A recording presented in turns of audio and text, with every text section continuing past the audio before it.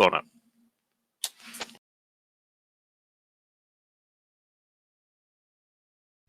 So, as of last week, we began this group by performing a little bit of a group bonding exercise in Fukushima City, where a particular individual hired you to assassinate a particular other individual, and a few others got in the way. Just a few. Since then, 5 years has passed, and the world that had once been violent but stable has become violent and very unstable. Creatures that were once confined almost purely to the pages of history books and the encounters of the very, very few and unlucky are now recorded almost daily as the wilds begin to encroach the domain of humanity, the domain of the civilized peoples, has contracted, shuddered, and shrunk some more. As the spirits themselves, the kami, have begun to deny their blessings and protection to humanity, a much lesser kind of spirit has also begun to become known. Although we'll get to that a little bit later. Politically, things have been unstable as well. With the death of Kagetora and his son, the second son has taken over his father's position and was everything his father's supporters worried he would be. Young, paranoid, arrogant, and altogether incompetent, squandering almost all of the goodwill his father had built, leaving the city of Fukushima isolated almost entirely from the rest of the land. Instead, Kagetora's former subordinates and followers in the north have attempted, with some varied success, to grasp and keep hold of a measure of his power, just under a different name. To the south, you might expect things to be a little bit more stable as their lord wasn't assassinated, but taking responsibility for the deaths, the unintended deaths, Lord Ishtar and his brother, a man known as Benizo, both took their own lives. This, as you can imagine, caused some disruption. Is that Flavian? That is Flavian. Hey! There he is. Sorry for the late entrance. I had a serious problem to take care of. I should be fine, I think. Oh, you're right. Yeah, it's fine. No, nothing to worry about. Sorry for being late. No worries. If you're all right, that's all good. I just want to apologize because I didn't have access to my phone, so I couldn't send any messages. I had to. It was basically an emergency. Apologies.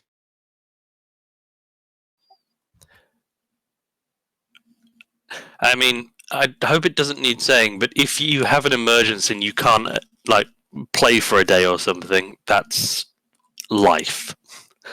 Don't worry about it. I'm aware, but I still feel bad for not giving notice. I know I should give a 24-hour. Should at least warn you a 24-hour before session. So this was out of my hands. Apologies. That's why I had to think of emergencies. If it's an emergency, you can't always plan it. But yeah, Should be fine. Sorry for interrupting you. Please go on. No worries. I was just giving a kind of summary of what's happened over the past 5 years. Okay. As you had a bit of a party in Fukushima at midnight, just before the Jidai Festival the following day. Kagetora's second son took over, squandered his father's power. Some of his father's subordinates have tried to clutch together and maintain some of that power in the north, with some greater and lesser success. In the south, the Ishida, Lord Ishida,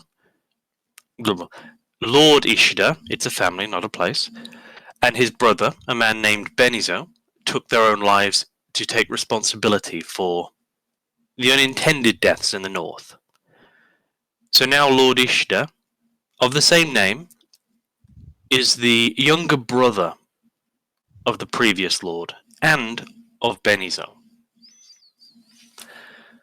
Not much is known nowadays of the Tozama region, the northeast separated by the Kurashi Mountains.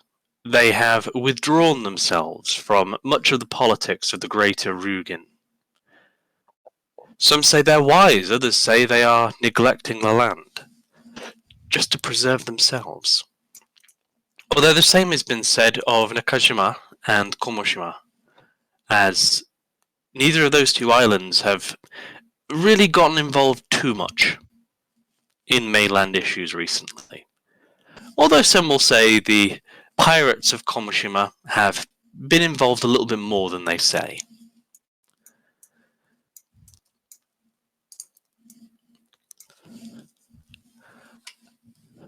But as time passes and the land itself becomes more wild, lords die left and right. And by the time we pick up, nearly half of all those who were once samurai are believed now to be ronin, masterless, and in many cases homeless. The market, so to speak, for sell swords, for offering employment to these individuals has grown, but nowhere near enough. So now ronin bandits, hiding in mountains or forests, have become a much more immediate plague to the civilized and settled folk of towns and villages, particularly the smaller isolated ones. And it is these that they see as dangers more than any ghost or apparition, however real those have become in the eyes of many. But there are also other options, there are also things that have become, how do I phrase this? I just stumbled over my words. There are opportunities that have arisen from the last 5 years. With an abundance of spirits and lesser kami going wild, there are those who seek to manage this issue. One such man has recently put out a request for recruitment, looking to recruit some muscle. And he has requested that anybody interested meet him in a little village called Sakunamura. It's located north of Mizo, south of Moriyama, in the domain of the Ishida, which, despite its lord's suicide, is still one of the more peaceful mainland areas. Now, Sakunamura is a small, peaceful town, for the most part, a fishing village.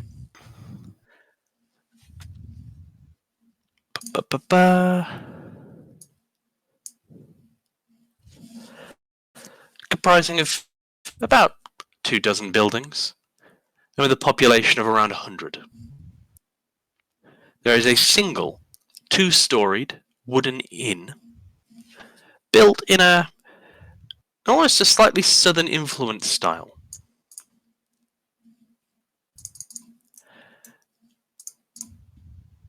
Ba-ba-ba.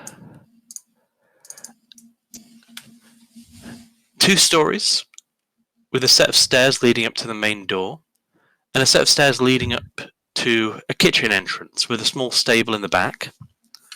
Sound of chatter emanating from within, and a few small tables with high-legged chairs, and a very foreign-style bar setup, indicating that this is a merchant travel stop for many, and does dealings with the south in particular. But it is here that we'll be picking up, as 2 individuals arrive, 2 who recognize each other. As for the sake of those who weren't here last week, Kishin and Kyoku, would you please introduce your characters? Sure. Who should you go first? You want me to go first? Sure, go ahead. Nothing has changed since these past 5 years when it comes to Kyoku. Still quite the large, probably humanoid man. It's difficult to tell under the mask, the clothes, and, well, the number of weapons that he brings with himself. General Hori orange, faded orange Hori jacket, typical samurai pants, close to that same color, same for the shoes. He's wearing what seems to be your Shizuku kind of a tight fit undershirt that covers most of his body. You can see a flowing black, raven black ponytail from under the typical kasa hat that Ronin usually wear. His giant, wouldn't say giant, but pretty big Odachi sword on his back, alongside another sword to his side. There's also what appears to be a smallish hand spear, typical Yari that Ashigaru soldiers have. And generally speaking, the only thing that does change is that he looks even more dirty than he was before. Nothing much. Well, Kishin looks pretty similar to as before as well. Still got the black robes on with the kind of white accents and trimmings on it, and he still has a black hood on him. With with a little bit of a pale human skin tone, but his eyes are still have the unusual golden yellow iris color. Can't really see any of the top of his head though. Aside from that, though, he is his robes are now noticeably a lot dirtier and more ragged this time.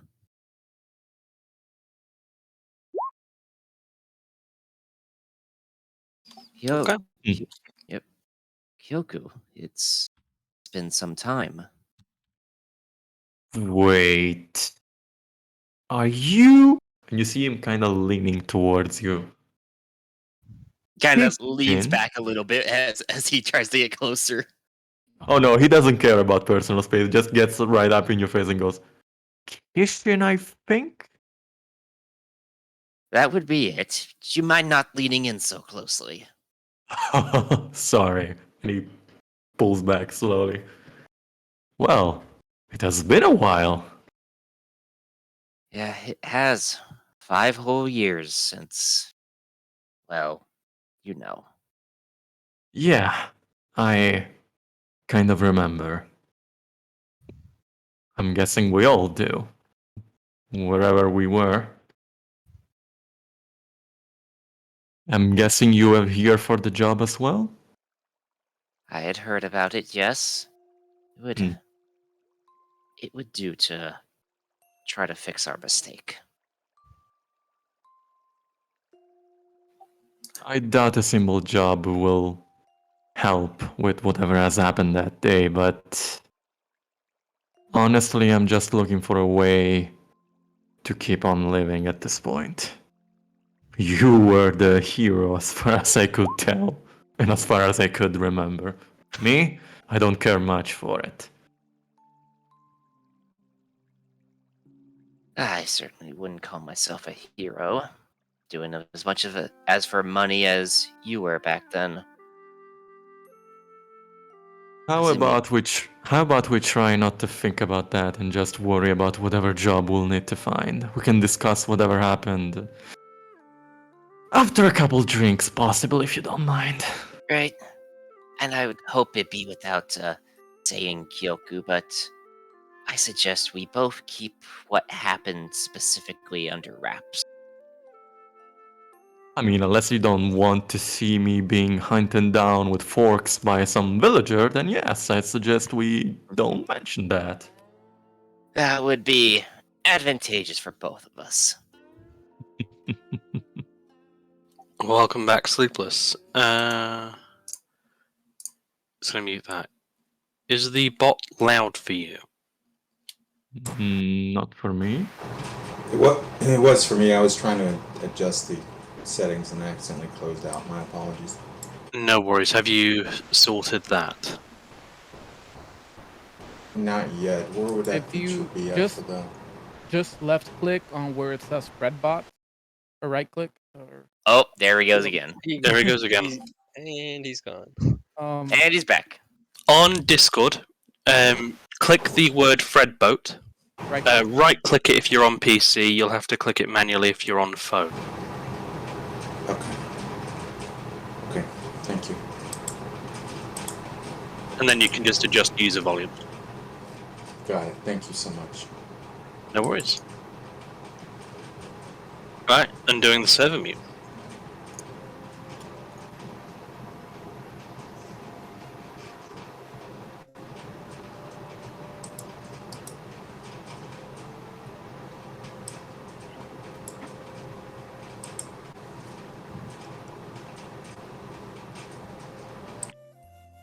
Alright. For Kishin and Kyoku, as you both approach in conversation, a pair of well enough maintained but rattly looking loose fitting wooden doors bar your way forward. They do not appear to be locked, and the sound of chatter comes from within. Would you like to enter? Yeah? Mm-hmm.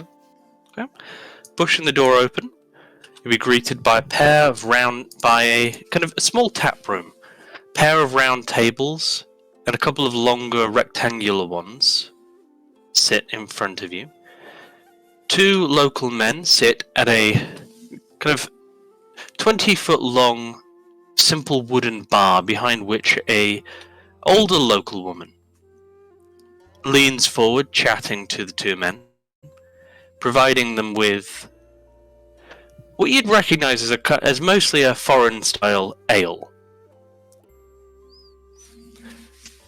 Although there do appear to be bottles and gourds of more traditional, probably more local sake. A pair of merchants sit in close cohorts to your left, acknowledging you as you walk in, but not breaking conversation or, if anything, leaning a bit more closely toward each other to keep whatever they're talking about quiet. And sat in the far northern corner of the room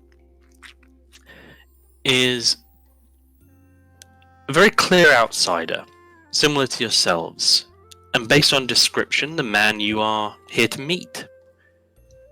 Looks to be fairly tall, in a heavy, decent quality, but not exactly exquisite kimono overcoat, and wearing a scarf against what is at the late autumn chill.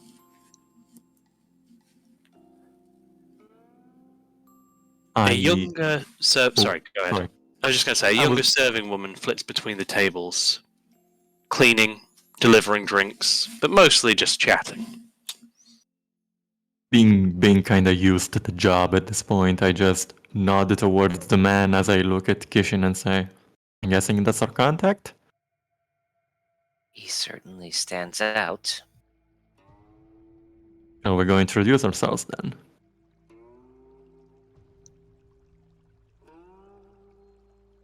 And I'm start to move forward, looking around. He'll make eye contact, nod. You'll notice that running down the left of his face, there is a long, curved scar, seeming to loop up from around his cheek up into his scalp, leaving a bit of a bald spot.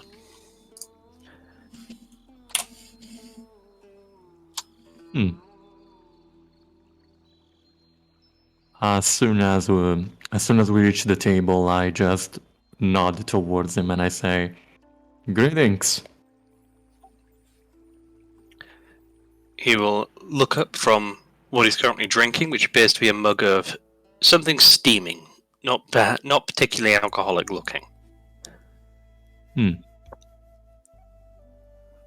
Sorry if I interrupted you. I'm here for the job, and so is my friend over here. He'll smile slightly, nod, kind of gesture to sit. I'm gonna Welcome. do so. Welcome. Yep. Thanks for getting here so quickly. Though I don't know how quickly it is for you, since I don't know how long it's been since you got the request. Where are the two of you from? Most recently. I let Kyoku answer first, just looking at him curiously. Simply from up north. I've been a wanderer for some time. Simply trying to survive in the wilds. Haven't we all? Not that much different for me. I've been traveling all around Ryugen for jobs and the like. Just trying to make some money to survive. Nothing more than that. I expect you'll find my employment quite convenient then. We'll often spend a few days stopped over in various towns and villages, allowing you to poke around and maybe ask people if there's any odd jobs to make a bit of extra coin or whatever they can offer. I'd say we're used to it. Especially me.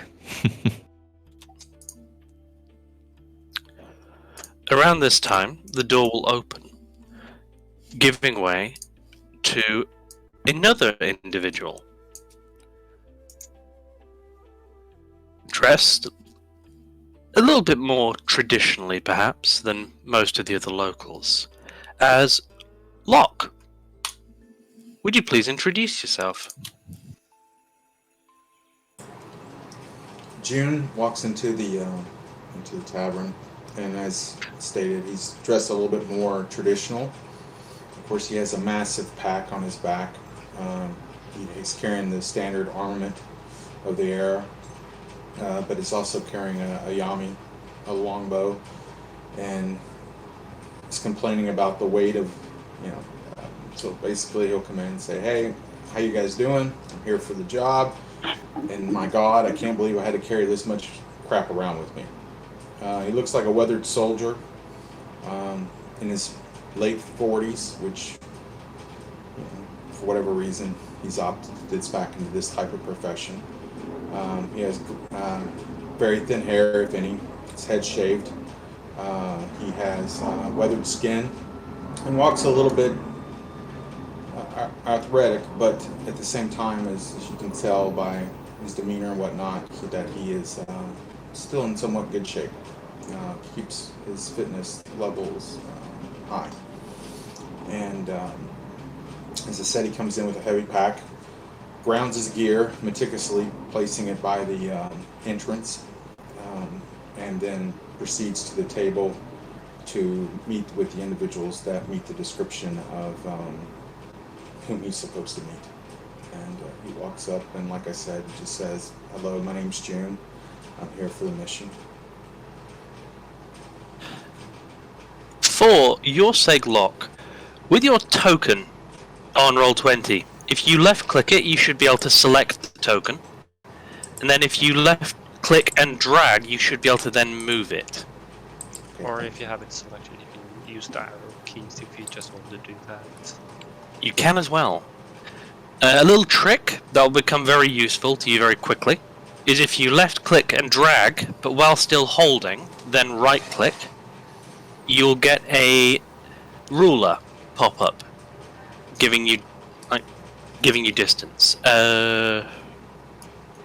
Sorry. No worries. There you go. Yeah. Tell I've never done this. All right. It's fine. Don't worry, everyone learns in time. It's fine. No, Took I'm me still a new, while too. Fortunately, the days when I played this game, we did it with paper and dice. They came in a red Oh box. yeah, they're good old times. Yeah. That I've never experienced before. It's It a was very nice. Graph paper. Everything was done with graph paper. God. Yeah, it's a very different game. As you walk up and join the other two, the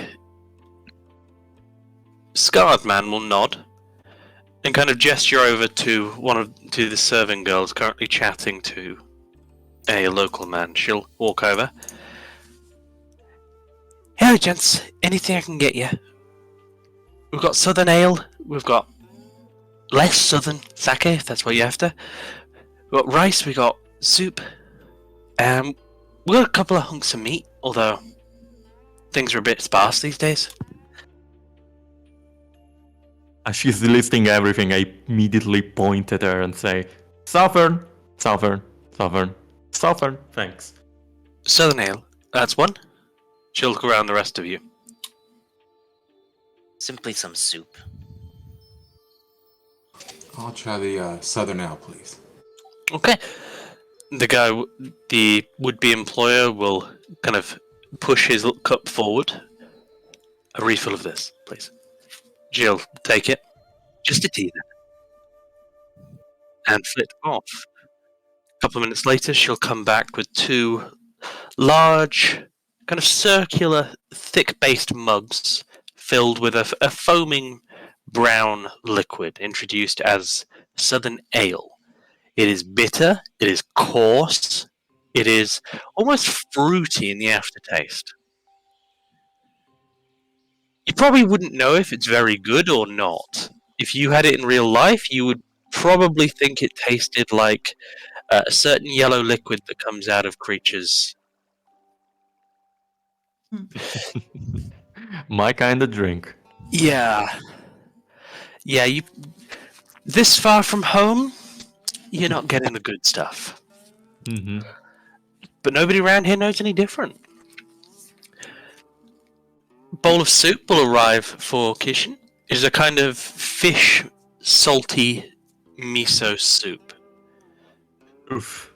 Miso base with kind of chunks of fish in it, making it more like a stew than anything else. Hmm. Sorry, it's not very fresh. We haven't been able to really get any catches in lately. Pretty poor for a fishing village. It'll do. Thank you. And she'll deliver the tea. Just so you know, I'll be getting whatever this group has. For now. The girl will nod. I'll put it on your tab then. Great. I'm going to give it a little bit longer, see if anyone else arrives, and then, well, we can start talking business. I'm basically giving him a thumbs up as I'm chugging down the drink despite being basically piss poor because I don't care.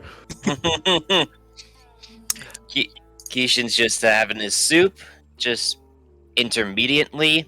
Other than that, he'll just kind of sit quietly, eyeing the room, just keeping an eye on things. As I see him doing that, I'm kind of reminded of him from the past. Well, as that happens, another individual, this one perhaps causing a little bit more of a stir, as they are very clearly not full-blooded human, pushes the door open and walks in as Harpy. Would you please introduce yourself? Yes, as the door opens, a scaled figure with opal-like eyes and a long, thick tail enters the tavern. She looks around, not really sure which group it is she was supposed to go to. But yeah, she is adorned with what you could assume is some jewelry, yeah, she looks to the ones that sits here, and then to the bar folk, and then finally to the group that seems like they might be the one that fits the description. And she begins walking towards them, trying to avoid as much as possible, even though her tail keeps bumping into things. The locals will kind of sit looking at you, not entirely sure what they're seeing. The merchants will kind of take a little bit of note, but then go back to their conversation. A bit better traveled and a bit more experience with different kinds of peoples. Those living in Sakanomura will probably have never seen anything quite like you, however. Hello? Are you the ones that are for hire? The one hiring, right? Yes? The scarred man will raise a hand. I am. You are a long way from home, Scaled One. Yes. I am a wanderer, yes. Traveled all the way from the islands. Well, can't say I expected anyone quite so far from home. But good to have you. Good to have you. What do you do? Oh, she just holds up her hand, revealing what looks like a set of claws. As she says, "Well, I combine these with martial arts." As she kind of fiddles with her claws around, as she is clearly quite nervous. I have been trained to the monistic traditions. Well, we'll see at some point. Get a drink, or some food, whatever it takes to calm you down, and take a breath.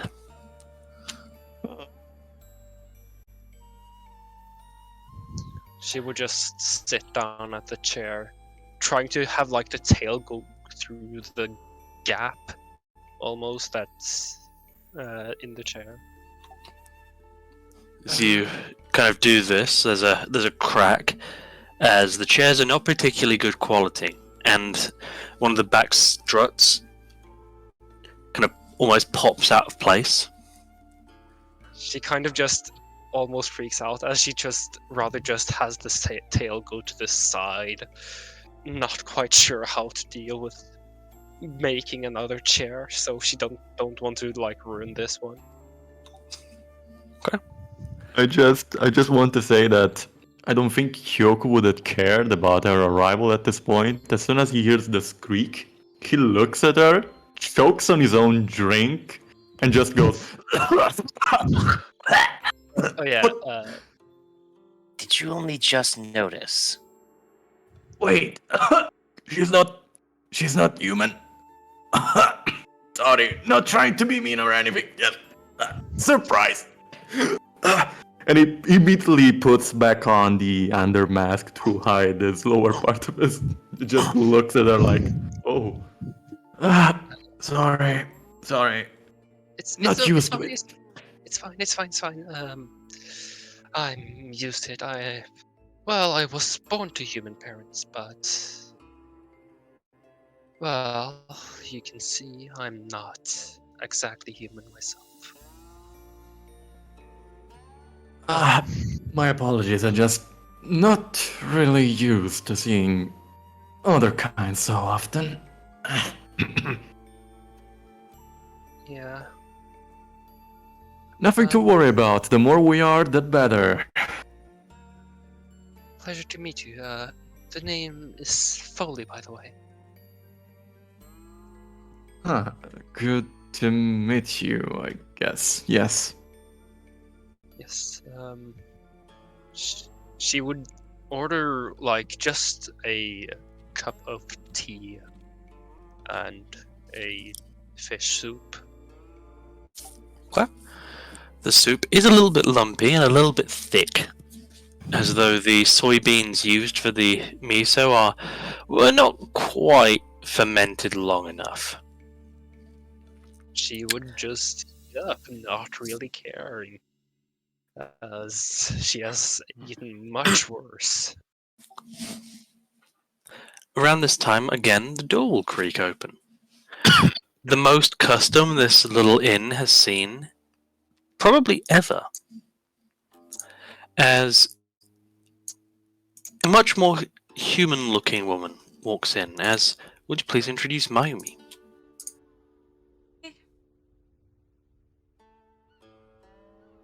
So comes a woman looking like a typical Japanese woman.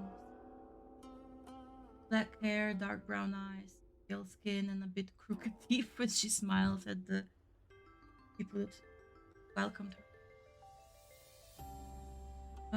She very presentable. Clothes, body, hair comb and tied into a bundle, the back of her head and tied up with looks to be a mizuhiki, like thin twisted paper, twisted blue, dried hardened, different colors, but hers is white. She wears a red chrysanthemum with a decorative hair clip on the left side of her hair, and she's wearing Miku clothes, which make her a shrine maiden. She wears a white robe with a scarlet hakama, and that has foam sleeves. Her hakama ends just above her ankles so that she doesn't trip when she's walking. And yeah, you can see under her red white sock. She's also wearing white wooden geta. Sandals. On her back, you can see a long scarlet red bow.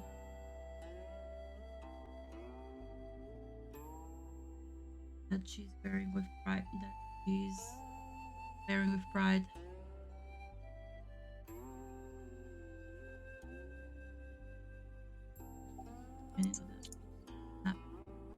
Move in.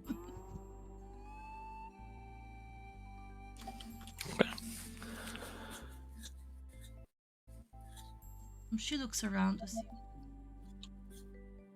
whom she's seeking, whom her employer, and notices him and just walks over there. As you approach, the table is getting quite crowded now, so you'll kind of gesture towards the little side table just to the east of the group.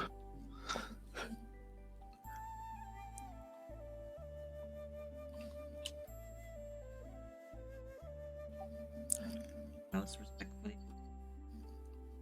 He will bow slightly in response. There's a couple of giveaways now for those of you who are samurai or priestly caste. This man is not a samurai. He doesn't appear to have had a samurai upbringing, although he has had a formal one, suggesting to you, particularly Miami, he may be a priest of some kind, or at least of that disposition.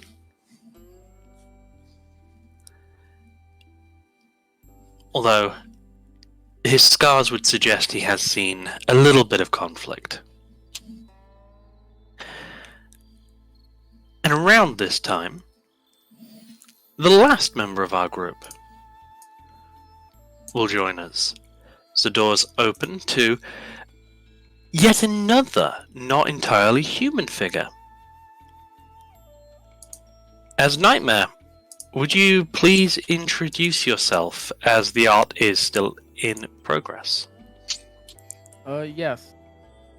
So, walking in, you see a very pale looking half Oni, with dark gray horns coming out of the sides of her forehead. She has like a bob style haircut with bangs. The bangs go just over her eyebrows, and you can see she has like pitch black eyes, and she would be wearing a mask that you can tell is kind of like half, I guess, like kitsune, like fox mask with a like Oni on it. Like it'll have like teeth and stuff coming out. It's like a mix of like two things together. And yeah, she's holding a pretty big shield. It probably is about like over half her body height. She's pretty short. She's like 5'1". And yeah, she's just gonna walk in, look around, and try to find out where she's supposed to go. She's kind of looking around.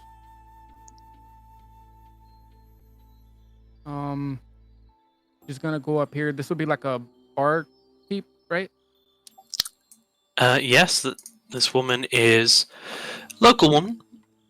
Looks to be in her 40s, perhaps 50s. Currently bent over, wearing a kind of woolen, cotton headscarf. So you sit down, she'll look you up and down, force a smile, as similarly to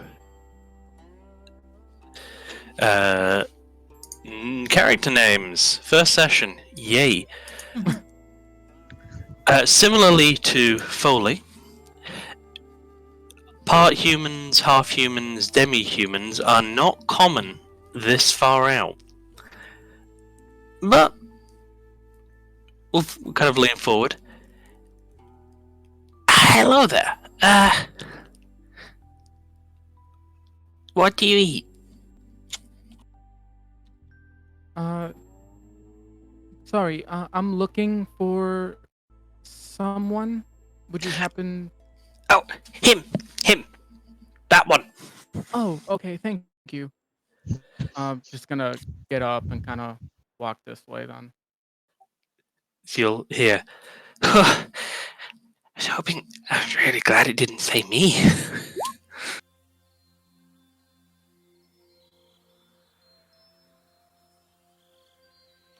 You walk over, the man will look up. Ah, Lodi Blood. Yes, hello. I don't know if you're far from home or really near to home. I'm sorry, I'm here about a job. You are. Brilliant. Have a seat. Would you like a drink, food?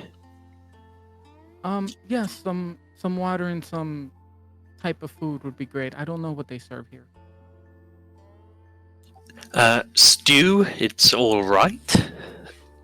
Stew, and I think they serve stew. Soup, they call it. That sounds great. Great. He'll call over. One of the serving girls will come over with the soup. We do have water. It's a little bit stale. We've not been able to... This is really embarrassing. The locals who were meant to bring us the water this morning have been complaining that there are, like, man-eating rats by the ford at the minute. They've just been waiting for them to clear off. I'm sorry. That's fine. No worries. She'll bring you then a kind of gourd of bitter, clearly old and rested water. Thank you. No worries, enjoy. She'll sit back behind the bar. Soon as she brings her the water, Chu kind of gets up from his seat and moves away and says, feel free to take the seat. I need a moment to just recenter myself.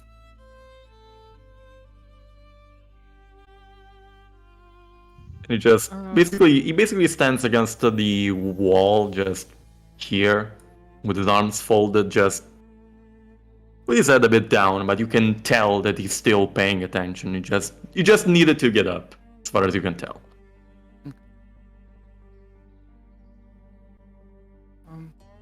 No, thank you. Suit yourself. What do you mean by rat moth? Just man-eating rats. Like, really big ones. That's what we heard anyway. You'd have to talk to the lads who went down there.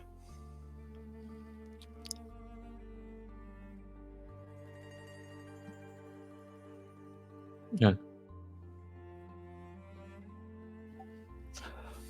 Well, I think this is a good time. If we have any more joiners, I will catch them up. Thank you all for coming. My name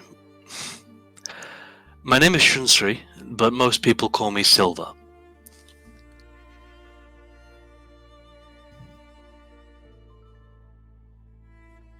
Pleased to meet you. Hello. Hello, yes, I have already said, but my name is Foley. Pleasure to meet you.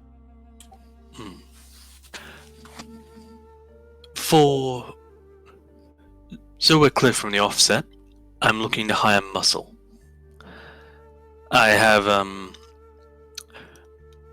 recently lost my traveling companion, and would rather not be waylaid on the road by bandits and ronin. It is a bit of a wild time out there. Yeah, I'm sure everyone noticed that. And I kinda give a small glance to Kishin at that. There's not like any real reaction on his face. He's just still just kind of because he's paying attention to Silver just at what he's saying. Mm-hmm. The man will kind of look Kyoko in the eyes and just say, "These have been hard years. You will not find judgment for the way you've had to live. Not here, anyway." Completely missing the point as to why you're feeling a bit awkward. I don't show any reaction and just nod at him.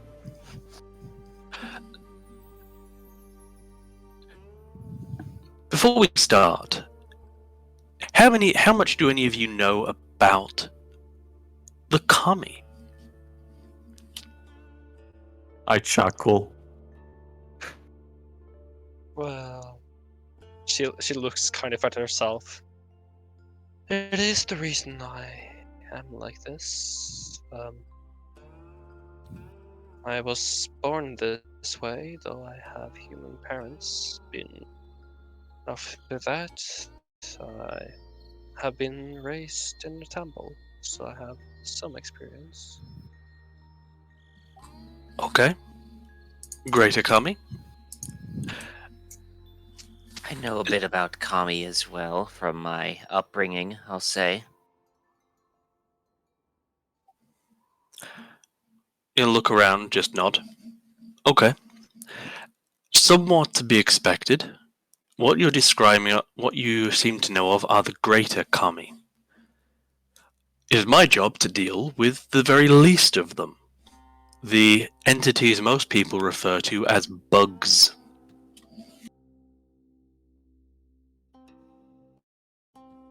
Would that Oh, sound familiar? Would I have heard of these bugs? You, if you wish, please make me a religion check. I want to make that one too, because I think I would have heard of those. If you are proficient, you may make a religion check. Indeed. I got Haha, one as oh, well. You may. If you are proficient, you may make a religion check. No, you know what? I you know wasn't what? proficient. You know what? I think I wouldn't know about that, so no, I'll refrain from it. I accidentally did 2DM, but It's fine. I am proficient. Okay, so Foley and Mayumi, you'll probably have encountered something to do with them. Mayumi through texts, Foley through just living in wilder areas. Bugs are a generic term used to describe kind of like the most primordial kami. Not sentient creatures, not really something you can talk to or pray to, but more of a force. The sort of creature you might find inhabiting a single blade of grass or gathering in the footprints of animals. So, like lesser spirits? The very least spirits. Individually impotent, but that gather together as kind of swarms very often and can cause real problems because however lesser they are still Many. they are still what you would consider to be Hive. almost divine. The divine hive. Mm. Foley would not nod and just, if needed, just give context to the ones that doesn't know. What kind of Hey. bugs are we talking about? I'm asking. It should be. I deal with anything that comes up. There aren't enough of us to be picky or specialize. Although I will say there's been more of us recently, as the last 5 years have made things a little bit more active. I can remember a time... Go ahead. Mind if I ask you a more personal question in that regard? You can ask. If I answer, I answer. Well, you were saying that things have gotten a bit more unusual in the last few years. How long exactly did that happen? Do you have like an estimate or anything like that? He'll look at you, smirk a little bit. About 5 years. You see Kyoko kinda... It's difficult to tell because he's wearing both a mask and the casa hat, but he lowers his head just a little bit and says, I see. For the most part, the bugs slept or didn't gather quite as frequently until then. Since the changing of times, they have been much more energized. Though I think that's as much to do with the more powerful kami being less active. Leaves room for the lesser kinds to move around and play.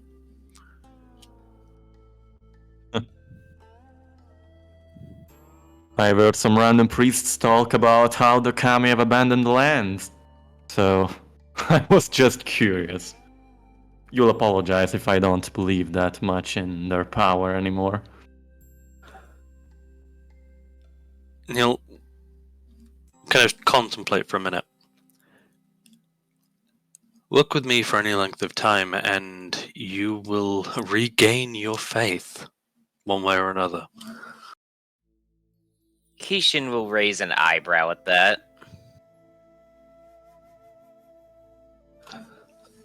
That being said, I'm waiting for an informant. He should be here over the next day or so with news of any surrounding incidents. There's usually 2 or 3. And then I will be intending to set off to whichever is closest. Rats. Well, while I do expect to demand your services, traveling between here and there, while I employ you, I am employing you as guards for the road. While we are in civilization and settlements, your time is your own, and I will not deny you the chance to earn a bit of extra coin or whatsoever the locals can give. So if you want to poke around about their rats or any other local problems, be my guest. When my contact arrives, I will contact you all, and we'll set off. Otherwise, I'll be staying here.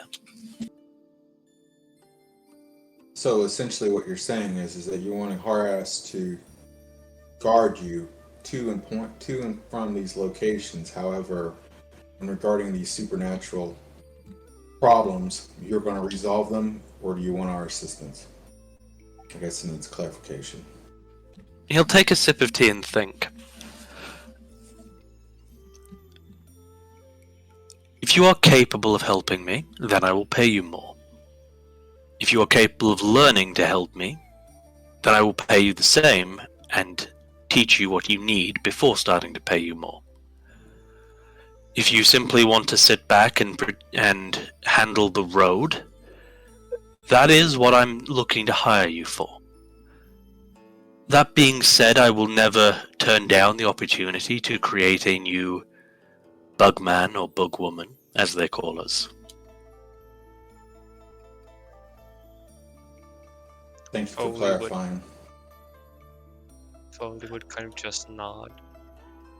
Kind of interested in trying to maybe learn this. As the bugs have been some issue every now and then when she wandered, and it would be nice to know how to deal with them. He'll look around, smile a little bit, almost an inside joke, and kind of gesture for you all to gather round. There is a test, if you wish, just to see how adept you'll be at learning the craft, if you have any potential at all. Would you like to take it? Okay. I would like to try. Very well.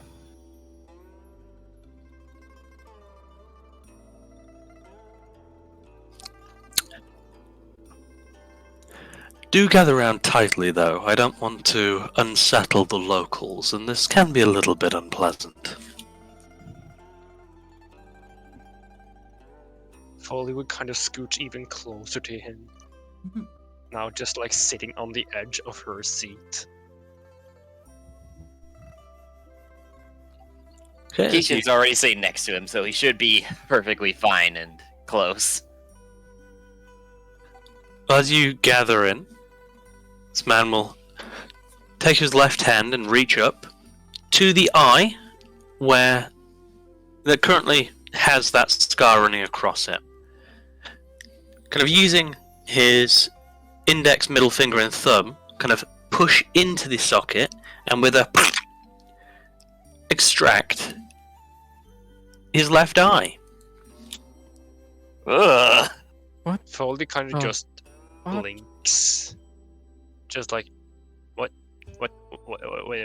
just happened? And she's just like, that's how her reaction, just like, not saying anything, but that, like, she just looks very confused. seeing this reaction, taking it in for a minute, smiling a bit. You now all get the joke. He'll hold his left hand out, showing you all the back of the eye. As the sphere kind of warps, distending into what look to be about a dozen wriggling tendrils that make up the back of this thing that just looks like an eye from one side.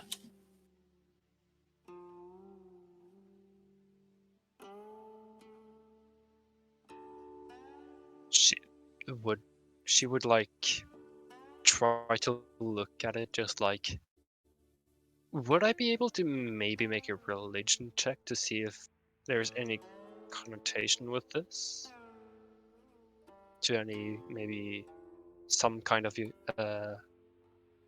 being or figure like that? I was gonna say also about making possibly an Arcana check to see what kind of magic is this. This is clearly not natural. If you wish to do so, you may.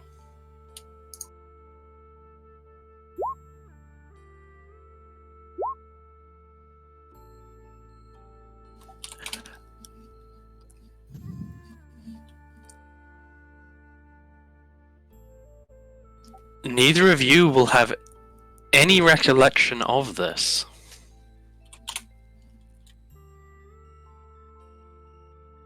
Okay.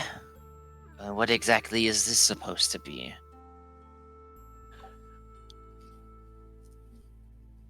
After giving you maybe 30 seconds to take in what you've seen, he'll reach up and pop the eye back into its socket.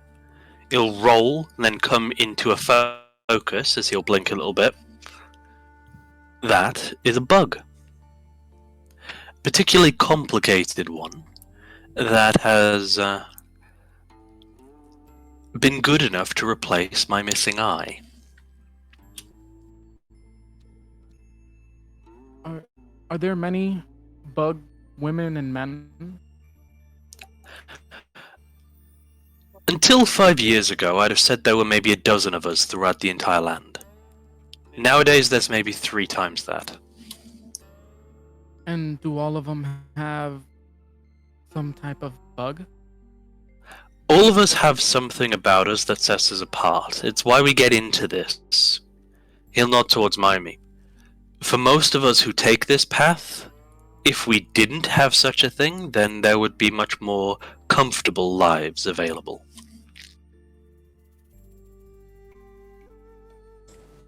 So I take it you have a symbiotic relationship with this entity, but at what cost? What's the price? I won't go into the details. Let's just say that at a point in my youth, I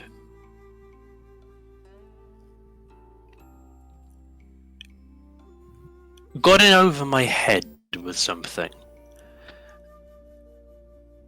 And when attempting to do something entirely unnecessary, I found myself injured.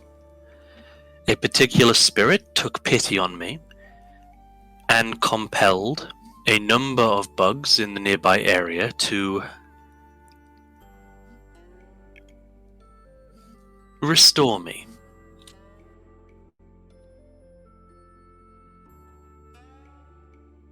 Oh no, this You is giving me Naraku vibes. Sorry, it's Inuyasha related. I can guarantee you that this is nothing to do with anything in I know, Inuyasha. because you didn't watch it, but still it's giving me vibes.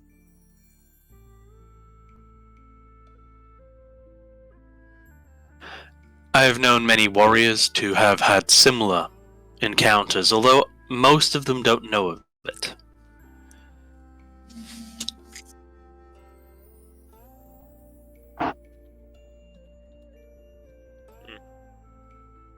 Foley would just kind of nod, trying to understand it, clearly not doing it, just acting like she does. But he'll nod towards June. You're right, it is a kind of symbiotic relationship, though. They live off me, they feed off me, particularly intellect. Spirits such as this crave expansion. When I die, this one, he'll tap his eye, will probably leave and begin to form a much more potent creature. Not truly a kami spirit, but certainly something much more than the bug it once was.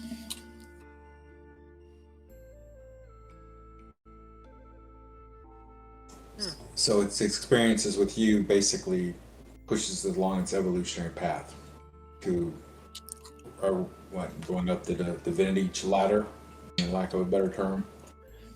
For lack of a better term, that works. It's not a perfect understanding, but it's a good enough description for the sake of what actually happens.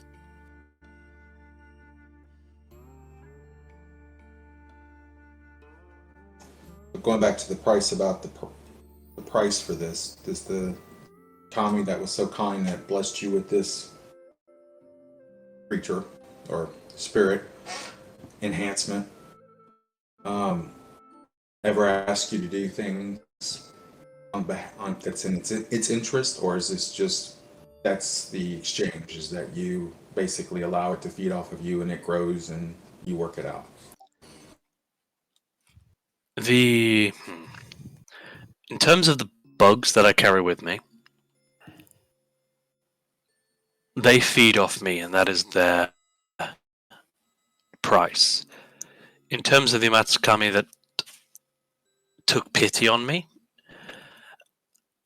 I won't go into what it was, but I will tell you very clearly, the price has been paid in full.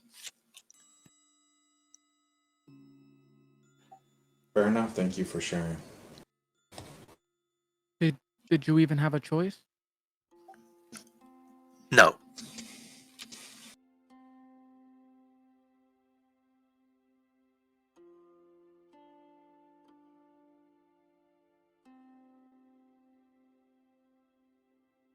Well, you did get some kind of eye back. I did. That's quite good. Not many can say they do.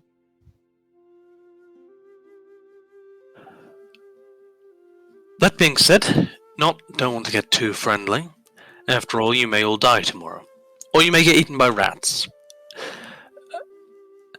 So I am going to go and do some note-taking and prepare your payments.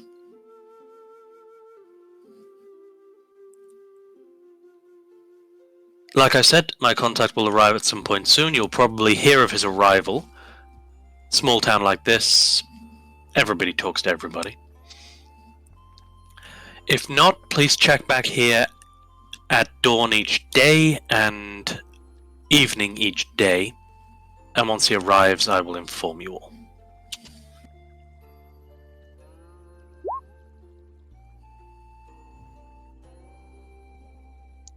Alright. Foley would try to carefully get up from the chair, not wanting it to be broken. Crossing her claws please don't. Please don't fall apart.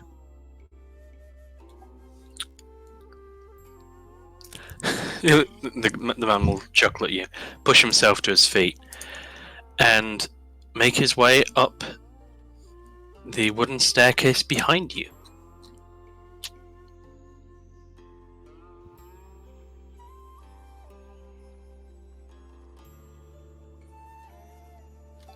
As you say this, the servant girl will kind of walk up to Kyoku as the closest person.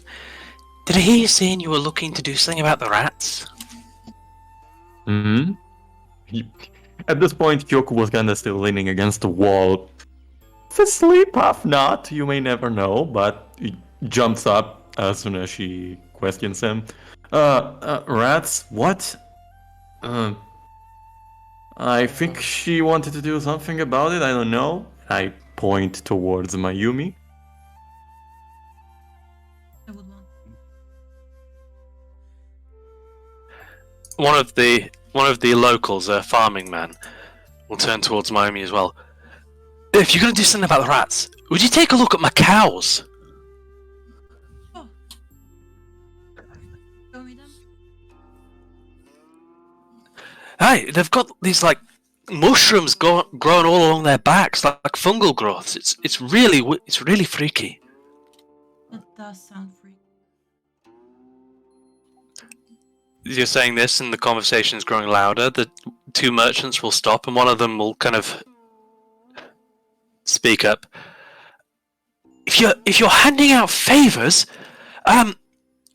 we would love some protection on the road. We'd pay for the trouble. We're being hired for protection on the road, so I can help you. That. We can make sure to go the same way.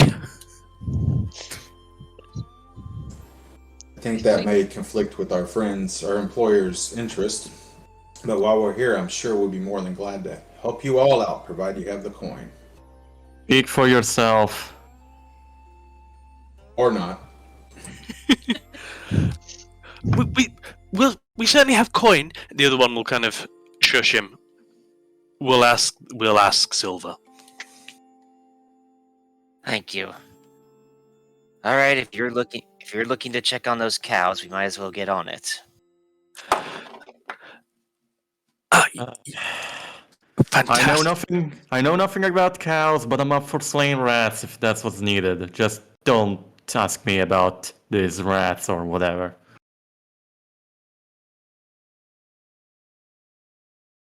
Well, you don't need to check on the cow.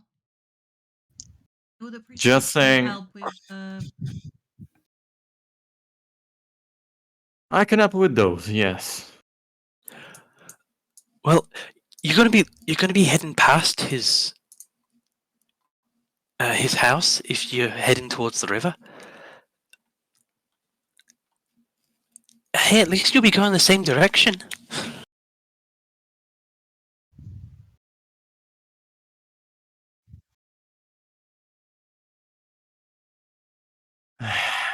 Sure.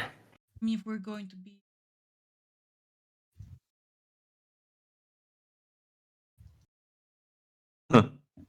You kind of remind me of myself a long time ago. Sure. Why not?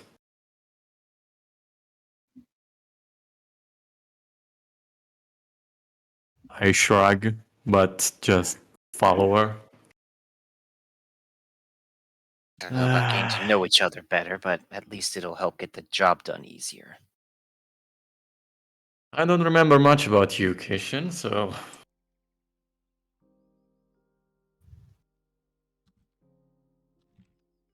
Well, could you at least show us the way to the house?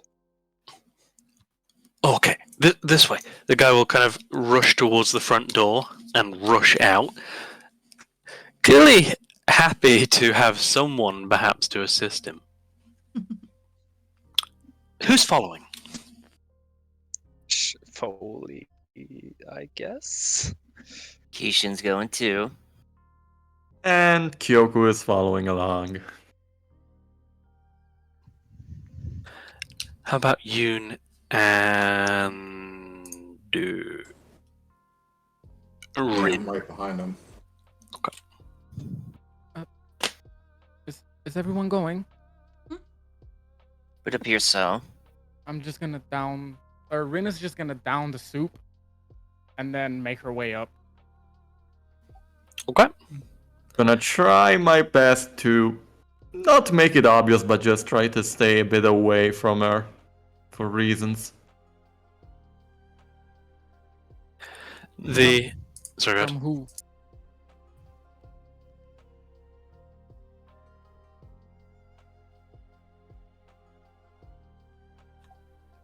Someone was From- saying something? From who? Was From the who? question? From the honey lady. Okay. Mm-hmm. think Well, the cats which are the formulating? cows are on the way to the rats. Cows first. Thanks. The man will lead you out of the front door and out into the packed earth outside, onto the packed earth outside, before starting to shuffle run northward, past a couple of smaller dwelling houses, just past the town limits, to a small, kind of standalone farmstead. Set in the heart of this is a small, one-story dwelling house. Looks to be 2 rooms, probably a bedroom and a kind of living room, kitchen, just dwelling area. A small plume of smoke comes from a central hearth, and attached to the building is a small kind of, what do you describe? Like a small enclosed field, currently planted with rows of what look to be cereal crops, as well as a small kind of isolated paddy. Some of these crops are local, some of them are very clearly foreign import. That is the nature of this southern region. Also visible is a small enclosure with a stable shed and about 4-foot tall fence.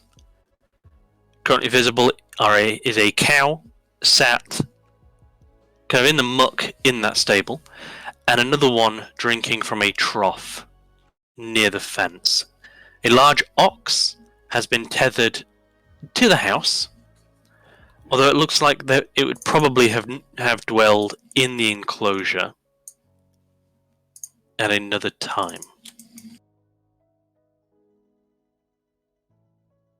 How are the cows looking, just from where we can see them?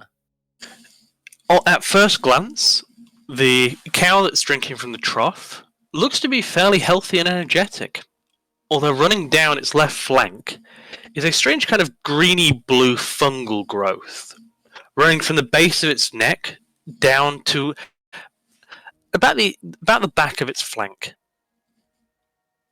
The ox looks entirely healthy, and no fungal growths can be seen.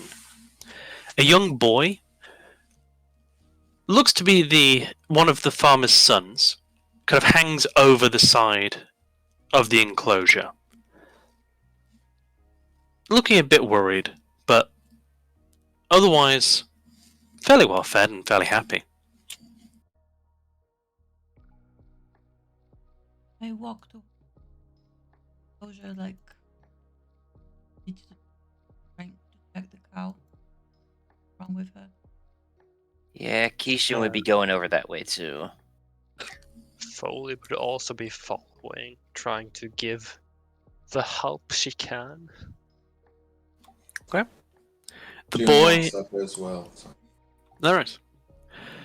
The boy kind of pulls himself off of the enclosure and kind of runs around behind another man, who will step aside, kind of see you, but then see the local man who guided you.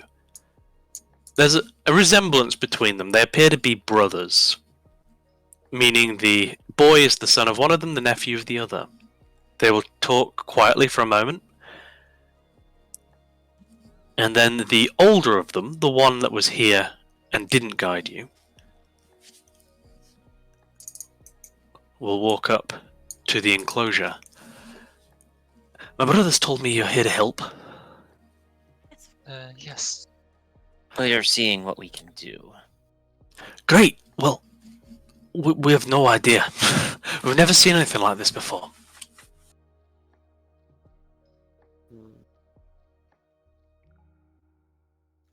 Well, could Foley just try to, like, see if she has seen any of these mushrooms before? That would be a nature or medicine check, please. Not survival? Not survival, no. Maybe herbalism.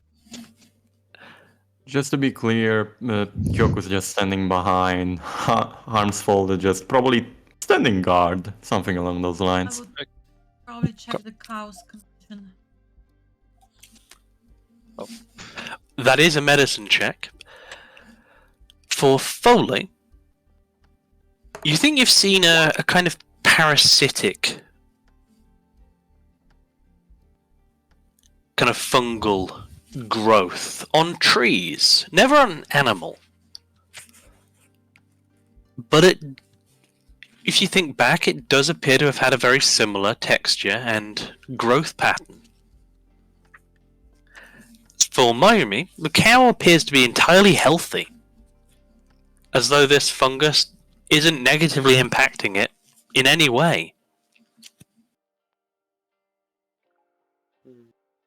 Wow, these are parasitical fungi. Where has it been? Well, you can see where it's been recently. We take them occasionally for a kind of driving walk. We do that maybe once a month. And when we did do, this start? the growth started about 2 weeks ago. And what was the cow doing? And like, you described to me the locations that you've taken.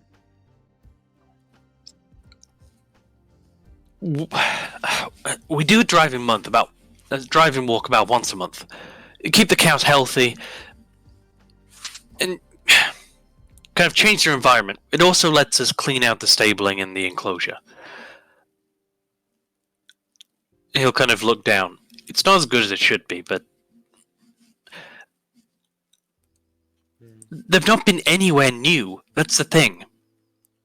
We've got a route we take them. It's kind of, he'll start to describe it. Along to the north, kind of running up to the edge of a forested area, which you'd know it's kind of the Murayama woodlands. Looping back round and then coming back. It sounds to be about a day's travel.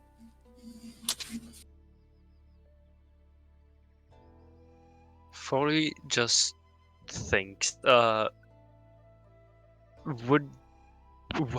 difficult would it be to remove these fungi, without like hurting the cow? If it's anything like the parasites you've encountered on trees, then that's not happening. You're looking at like a fairly deep, intrusive procedure just to kind of cut into the flesh and remove what would be a kind of spore core. Is there a way to poison the fungi but not the cow? Have them die off? Foley would think so, having encountered this before. What kind of a poison would work on fungi then? Something quite acidic. Would Foley maybe have known of a poison that she could make that would be acidic enough? I would say, yeah, with your role, your village, your people probably encountered this kind of parasite before, and were kind of quite experienced in killing it off to preserve the trees around your home. Okay. How difficult would it be for Foley to maybe make this acidic poison? Very easy if you have the ingredients. Certain combination of herbs boiled down into a kind of paste. Well, I guess it's time for Foley to go gather some herbs. And that is a perfect way to introduce foraging as a craft Yay. skill. Foley, as you are the one who will be looking to do the gathering, you're the one who knows what you're looking for. Ba-ba-ba-ba. This would be poisonous kit that you're looking for. Yes. What kind of? Would you Is it what mod? would you please make me a poisonous tools check using wisdom? Okay. And this will take you 1 hour. Very well. You'll find enough over the course of your hour, with Miami helping you, poking around. You'll be able to gather several bundles of herbs, enough to make 2 doses. There are 2 cows of this kind of antifungal toxin.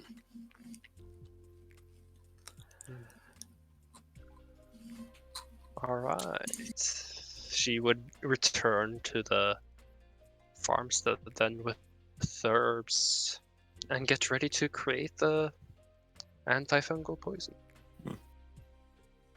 Keishan would have just stayed by the enclosure and just kind of keeping the cow company, even probably petting it, just keeping an eye on its condition. It does not look physically unhealthy. The cow's eyes look fine, its teeth look fine, its tongue is... I mean, it's been drinking water, so its tongue is fairly clean and pink. Its hooves are well trimmed, and its hair is groomed and kind of trimmed as well. It is a well looked after cow that looks really quite healthy. Whatever parasite this is, it is not a quick killer. If it's a killer at all. Don't worry. We'll be seeing about getting you cured. I wonder if this is what's tied to what Silver was discussing with us earlier. Just for everybody to think about. Yes, with the bugs. It seems very similar, in my opinion. But I'm no medicine or no doctor or no veterinarian, so. Would it be connected? You're pretty sure it could. Whether it is or not is another question entirely. So would it be an hour to create this antifungal? Or how long would it be? It would be an hour to attempt such a check, in which case it is another wisdom poisonous kit check, please. Any help actions, anyone? Does any have proficiency with poisonous kit? No, I do have proficiency with alchemist supervisor. That is unfortunately not appropriate for this. You can only help with a kit you have proficiency with. Okay. Just Nope. healers, but I don't think that will help you. Okay. So good. Nah, it's... Shame.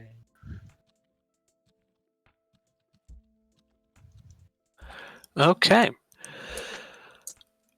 Your first attempt, it's been a while since you've done this. You gather some water from a small stream, set it on a fire, start to boil it, and start to paste into... Sorry, start to kind of grind your first haul of herbs into whatever vessel you're using. The heat gets a little bit too much. And instead of creating a paste, you end up creating a kind of fine... Well, the herbs will just dissolve into the water more than anything else. Wasting that one haul. Luckily you got 2. Guess another try. Go ahead.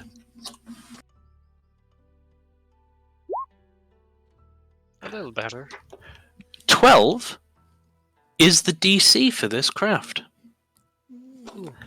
As you're able to create kind of 1 dose of this this kind of antifungal toxin. Hmm. And there were 2 cows that needed. There are 2 cows. You've not examined the other one yet. While she's gathering, I would probably examine the other one. The other one does not have any visible fungal growths upon it.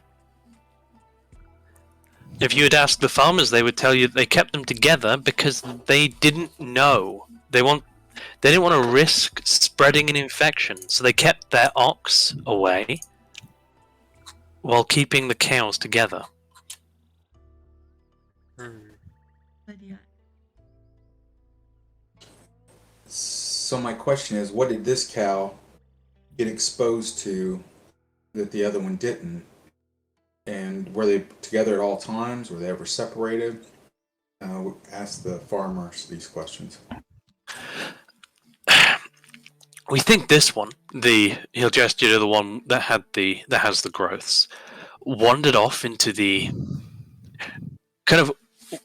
a little way into the woodlands north of here. That's the only time it was ever away from the other. Can you give an approximate distance from here, from our current location, where that's at? You're looking at about a day and a half slow walk northward. Okay, thank you. He'll Uh, nod. After the creation of the first dose, she would ask the farmer and see, how used are these people? I mean, these cows to people brushing their sides. We do that daily. Okay, so it might be good. Which side is it that the cow? Left the fungal side. infection? Left side. Okay. But if you're going to do something about the infected area, it's been a bit sensitive there. So we'll keep the cow's head focused on us while you do it. If you don't mind the assistance. I mean, if you think we shouldn't get involved, we'll just stand back and let you do your thing. But You know your cow best. Every little bit helps.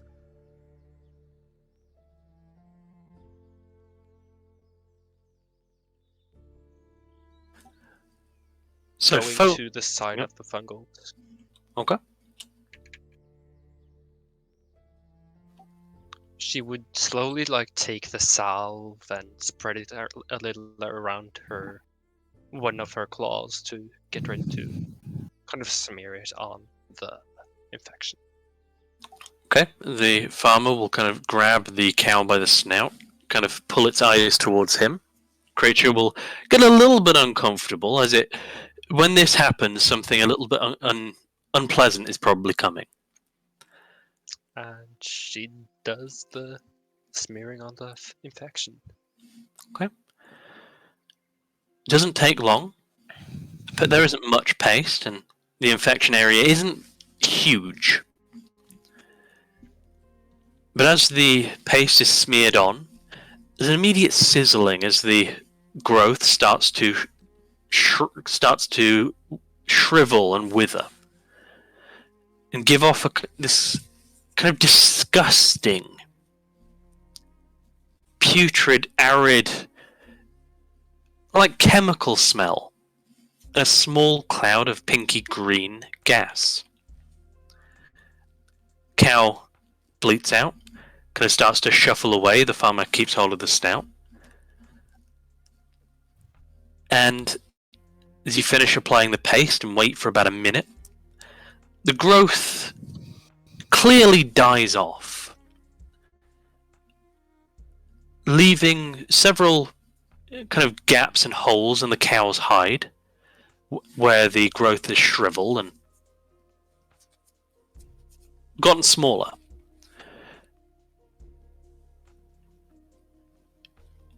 You've seen this before. You know the growth is now dead, but it'll be a while until the cow's body heals. You should probably keep an eye to see if there's any infections that take its place. So it should be good if you just clean it every now and then. He'll look at you, look at the infection spot, kind of nod. Yep, that works. 1 minute. Brother, we got anything to affect these people? The younger brother will kind of nod, walk into the house, and after a couple of minutes, come back out with a couple of barrels. She'll put onto the ground. It's not much. It's local produce. Should make for some good eating while you're on the road. Thank you.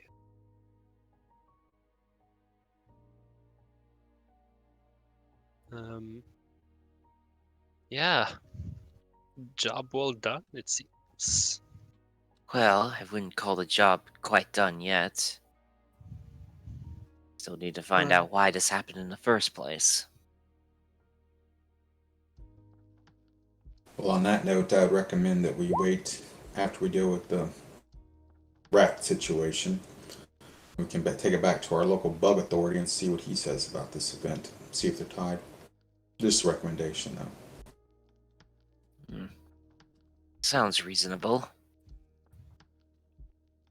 Oh yeah, could maybe Foley try to see if she remembers any bugs that could maybe cause infections or fungal spores to grow? You did mention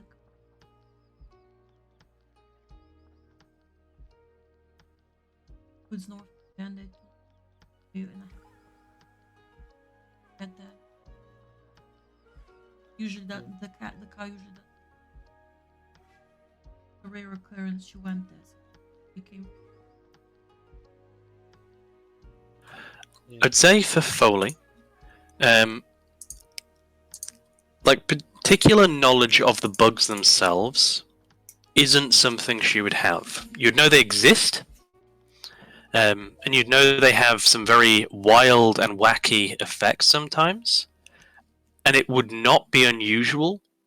You would not think it unusual in any way if those effects included some kind of parasite or growth, but it's not something you would know without really studying it or really being involved in that.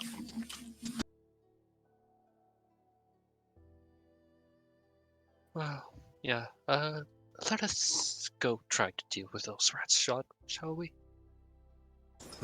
One last thing to interject to the farmers. Can you let the relatives and family members and friends in the region know to kind of stay out of that area until we figure out, unless they have to, obviously, but to stay away from that region until we figure out what's going on to prevent future harm to anyone? Oh yeah, we can drive another direction. We've got a couple of driving routes. We'll just take the southern route for a while then, if you think that's best.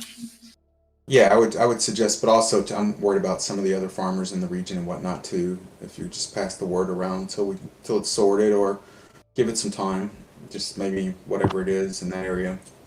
Don't want it to spread to other livestock. Don't worry, sir. Anything that happens in this area, the others hear about it. Oh yeah. Foley would That's true.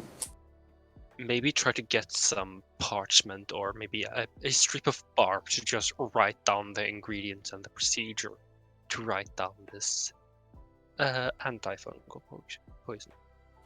And Okay. give it to the farmer. He'll take it, kind of look at it, squint. I'm sorry, none of us here can read. Oh. She kind of just blinks for a quick moment.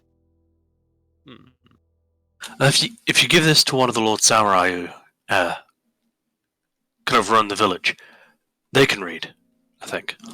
Yes. If you ever need this to be done again, you could just ask them what items that is. She would also just say verbally what the procedure is. So yeah, if that's needed. The guy will nod. We'll probably have somebody around here who knows what those are, referring to the herbs. Yes. He probably saw the herbs she carried. He probably I- did. Probably wouldn't have paid much attention. Anything that's in any way mystical is kind of superstitious. Yeah. Well, You're heading down to the river. Rats. yes, the rats. He'll turn to the boy. Shun, show these people the river. The ford. The boy will look up. You sure that? I'm not gonna get eaten by no rats, am I? Don't be an Can't idiot, help boy. it.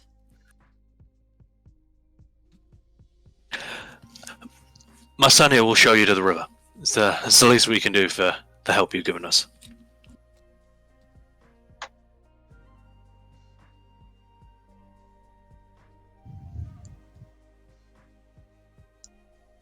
Is that? Let's- Yeah.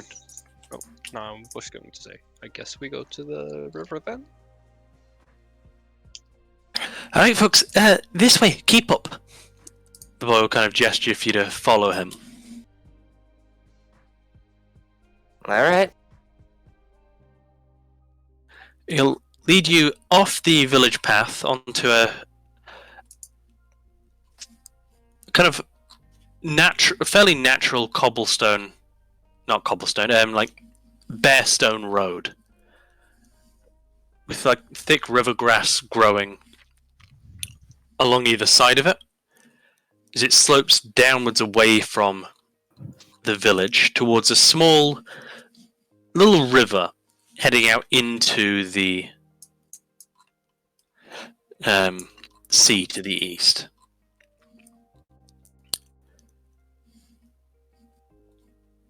As the river starts to narrow and speed and kind of get a bit more rapid, it's fairly pure blue water, looks fairly fresh.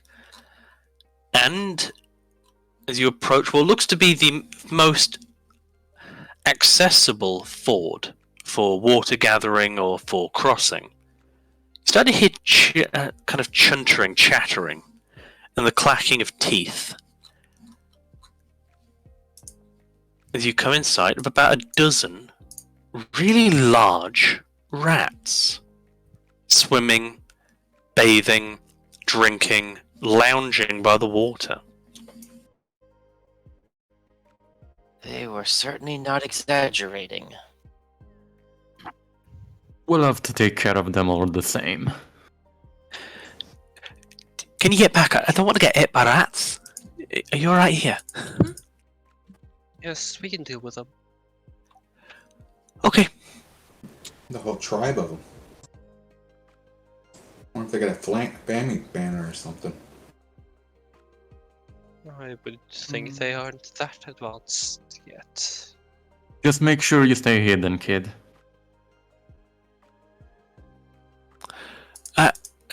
I don't want to stay here. I don't want to get hit by rats. I want to run back into my dad and to the farm. And Then I suggest you start going. okay. He'll kind of take off at a bit of a jog and a run. Safe. Thank you. Good luck. Don't get hit. Nice kid. A bit dumb though. It seems this village is not that learned, so yeah. That was to be expected, especially considering what has been going on these past years. I'm gonna go and climb on this tree. Safe enough to climb it. Go ahead, make me an acrobatics. Or athletics, your pick.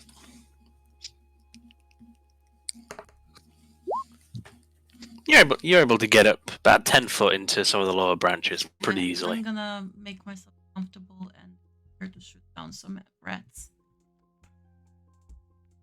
Okay. What's everybody else doing before we kind of kick this off? So how steep is this incline? That would be a drop of about 5 foot. Okay. So Kyoku just Foley would puts. just- Sorry, go ahead. No, you go. Nothing. Kyoku's just going to put a hand to his Odachi and just stay here close to the steep. Foley would also just get ready to move, preparing to pounce almost. Same. Kishin kneels down right here. Has a bit of his hand ready with there's a little bit of magical sparks on his hand, like he's ready to cast something.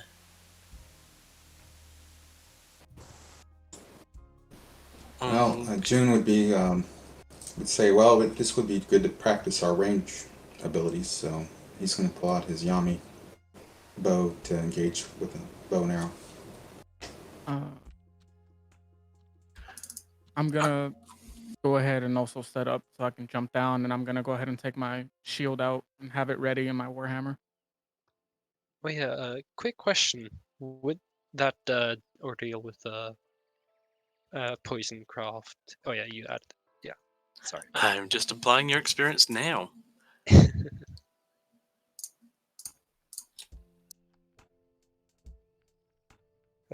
So, I guess it's time for the ambush. Alright, well, Uh, if you guys would like to... This is the wrong thing. Would you like to set up where you currently are? Or Foley would.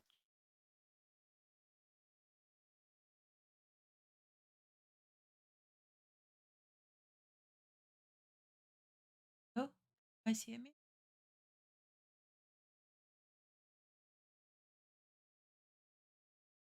Good time to take our break now. I was just Because- thinking the same thing. I just realized something. A slight issue that needs to be fixed quickly. In that Foley was built for the prologue, wasn't she? Oh wait, are we not supposed to be level 5? Oh no, 3. we're level 3. Ah, okay, that's a quick fix. It is a quick fix, but it's a fix that needs to happen. 3 there. 24. And I'll just cover up those things. Yeah. I'll just not use the features that. Yeah. Given I'm a melee combatant, I guess I'll put myself here.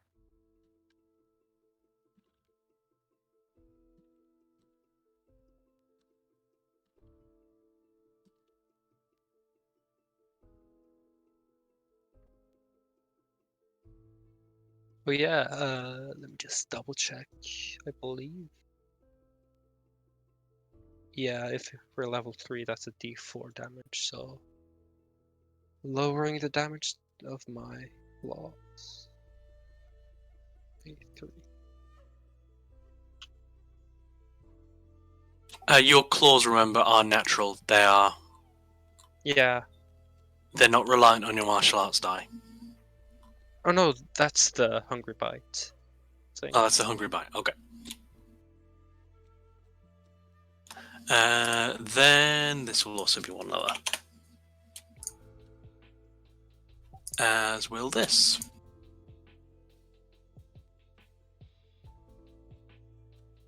Wait, no one. Oh! Don't worry about the damage. I did the damage assuming it was a D6, not a D8. Oh no, that's it's a D4 and Oh, it's a D4. Oh, Yeah. you're right. sickles are also D4s, and same with darts.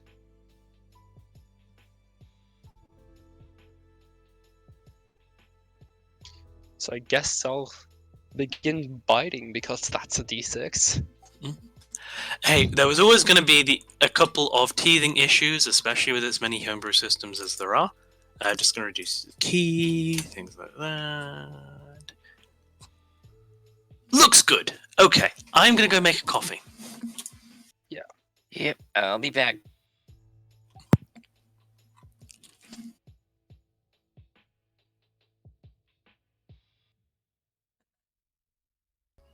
Getting used to tokens and things, I think I heard. Yeah. Yeah, I was asking about the map because I was wondering if I like if I pan to the top to look at the map, it doesn't change. I didn't want to touch the map if it's impacting everyone else's view of it. If that makes sense. So when I was like scrolling up now. Your view is unique. Okay, great. That's what I was trying to get at. Yeah, thanks. They helped out. I appreciate it.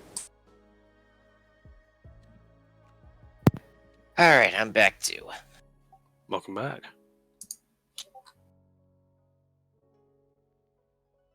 I'm here. Okay, so is that then everyone? Do we have Flavian?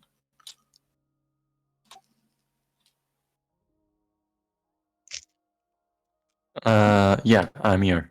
Okay, so we don't have Flavian.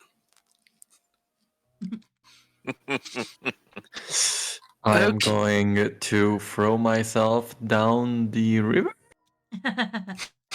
Please don't. I'll try not to. Um, No promises. Is it like a very fast running river?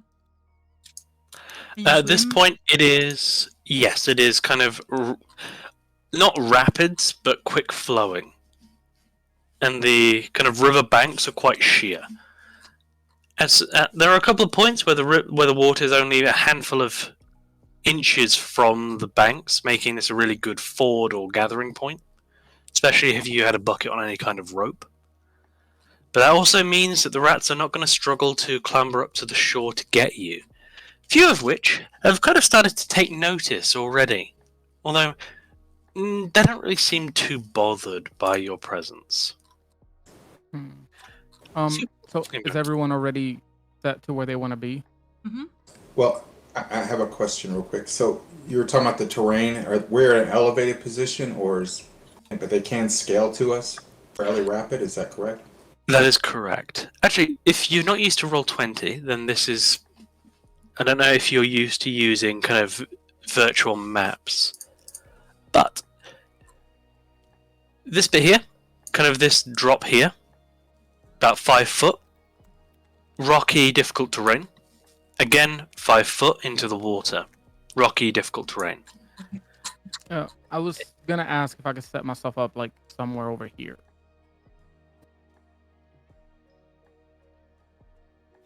You certainly can if that's what you wish to do. Okay. Oh, as a thing, I cannot see where you've moved your token until you let go of the click. Oh, good to know. Yeah. So if you kind of move it and are kind of hovering it somewhere, I can't see that. Okay. All right. Well, if you're in position, would each of you please click on your token, and then at the top, you will have a series of token actions. If you click the word initiative, it will roll your initiative and put you into the token order. The turn Yep. order. Yep, you do need to make sure to click the token, otherwise it won't get into the turn order.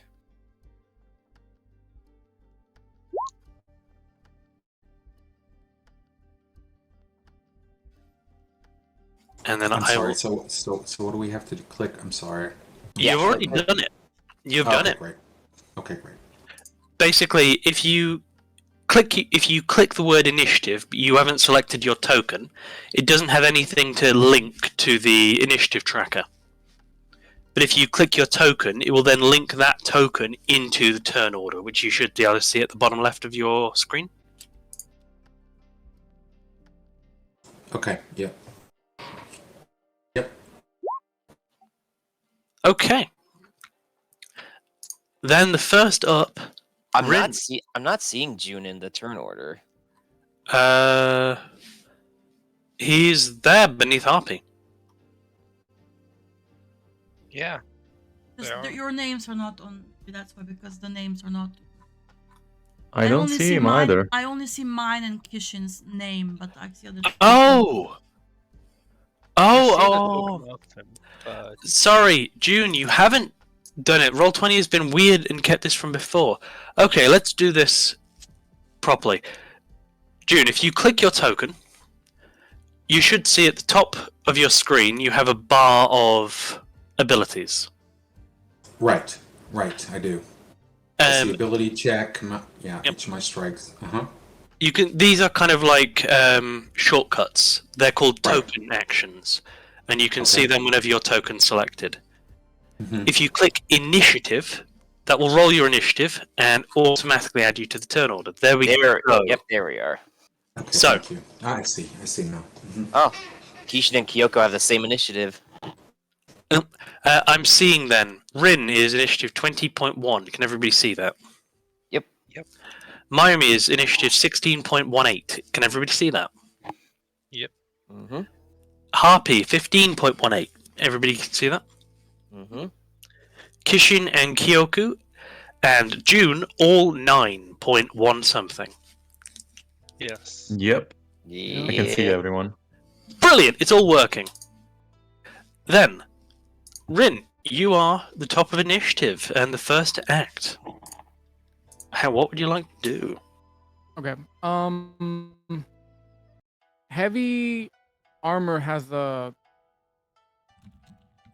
movement speed is less, right? Because of the heavy armor. Doesn't that Are you proficient in heavy armor? it's one of the domain, yeah. Then if you're Then- proficient and you have enough strength, then no, there is no penalty to your movement. Okay, great. It's only if you're not proficient or not have enough strength. It's so you don't see wizards just walk around in heavy armor. Okay. I'm gonna move.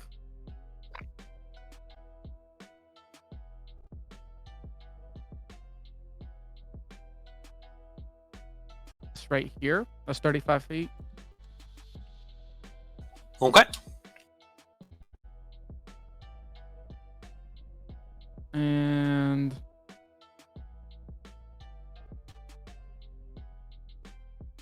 I'm gonna cast Sacred Flame. That's the cantrip. Yep. And who is your target? This rat right here in the middle.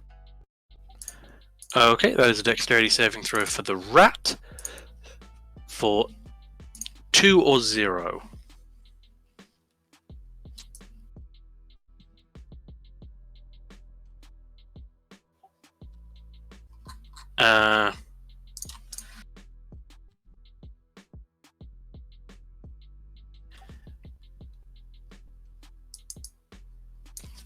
Just after praising roll 20. Just after praising roll 20.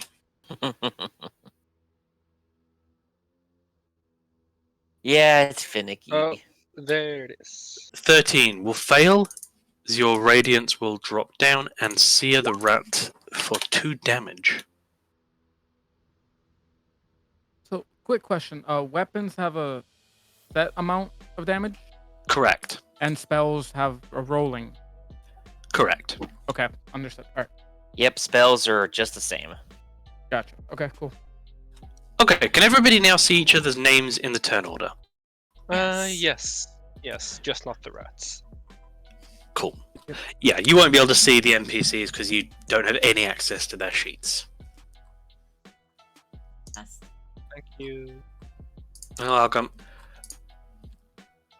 Yeah. Okay. Rin, as you sear one of the rats on the flank, they will shriek.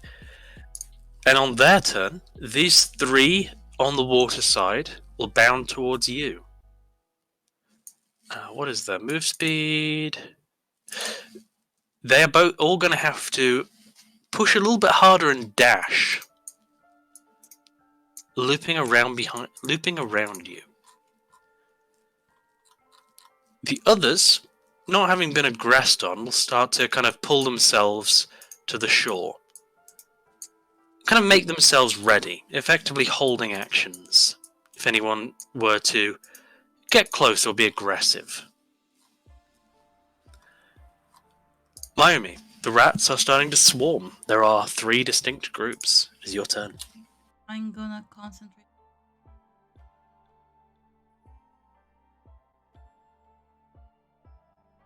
Which one again? So Okay.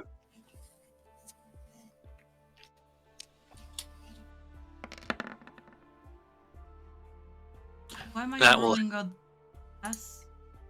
I think you just have it toggled on. Just You do. 13 then. Yep, 13 is enough to hit. Because these things are mobile, a bit mobile, but not that. What the?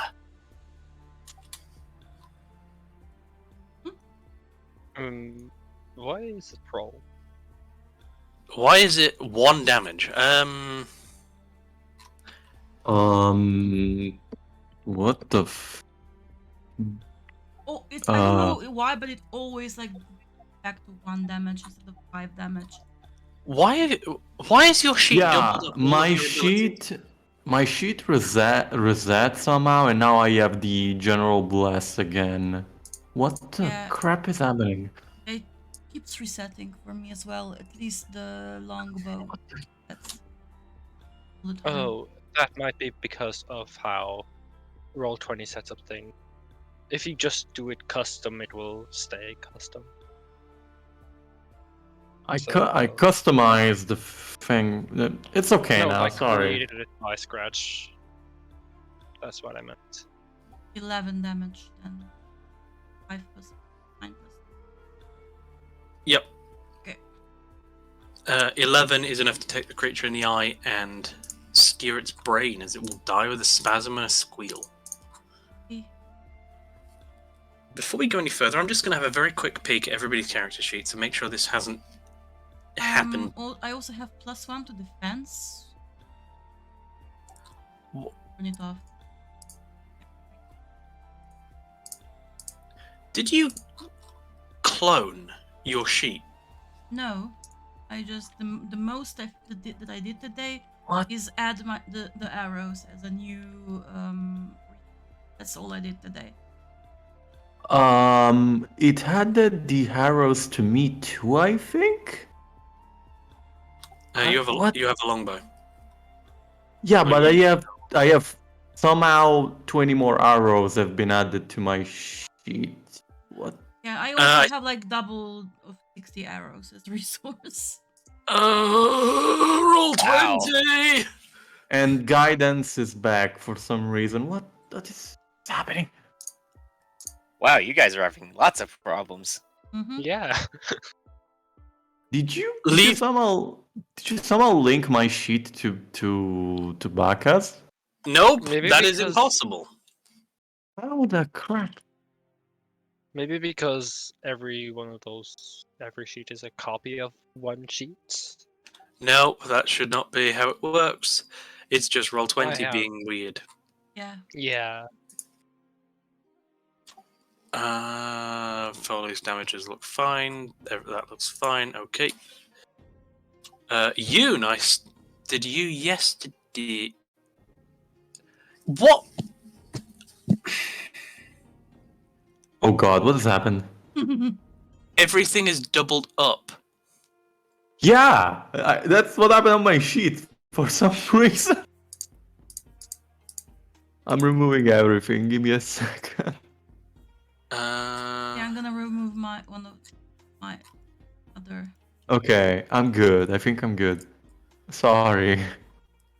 No, this has happened to everyone. I don't know why this I has don't- happened to I everyone. don't think it's happened to my sheet. At least I don't see anything. I think mine's fine. Let me just. Then again, I'm new to this, so I don't know. I Okay, my sheet should be good now. Yeah. Okay, who haven't I checked? There's one more.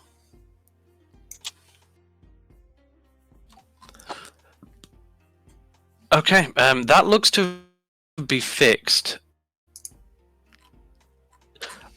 At some point, I'm gonna go through each of your sheets, clone them, and or probably rebuild them, Okay. because that's the only way I know of to fix this. If it keeps happening. All right, Miami, you've skewered a rat. Anything else you'd like to do? Any movement or anything such? I would stay where I am. Okay. Harpy. Foley Foley. just slides down and goes to this rat. Would it? You said it had a held action. It does. It will attempt to bite at you. Scratching it. Well, biting out. It just tries to scratch her claws, not claws, but scales, and Scales. just does not manage. It will not quite catch you as you're able to deftly dodge out the way. Go ahead. Yeah, claw. That's a 10. A 10 will just miss. Okay, I'm not going to flurry of blows. I feel like that would be a waste. So she's going to bonus. Oh wait, I don't have any poisons yet. Yeah, I'm going to end my turn there. You can martial arts as a bonus action if you wish. Is still a single attack. Oh, I can. Neat. If you use a weapon, you can also do a bonus action with strike. Monk doesn't do two-weapon fighting. Monk does martial arts, so you get your dex mod and everything. Yeah, slicing procs, I would assume. That would proc slicing, yes, as you beat the target's AC by 5 or more. That's a total of 11 damage to the rat.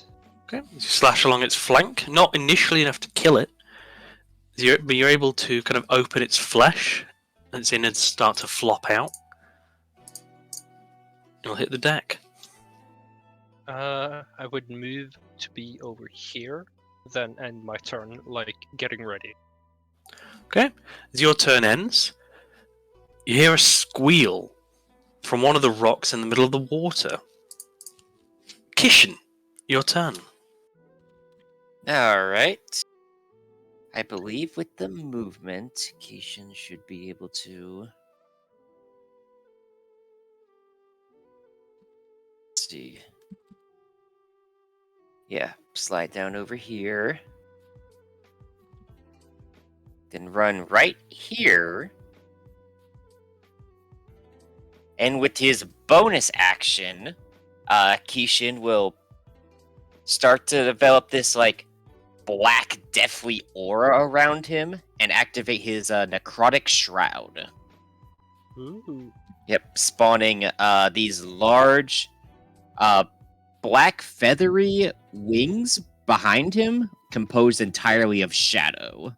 And so, since they're in 10 feet range, I believe those two rats will need to make a let's see, what kind of Wisdom save against fear.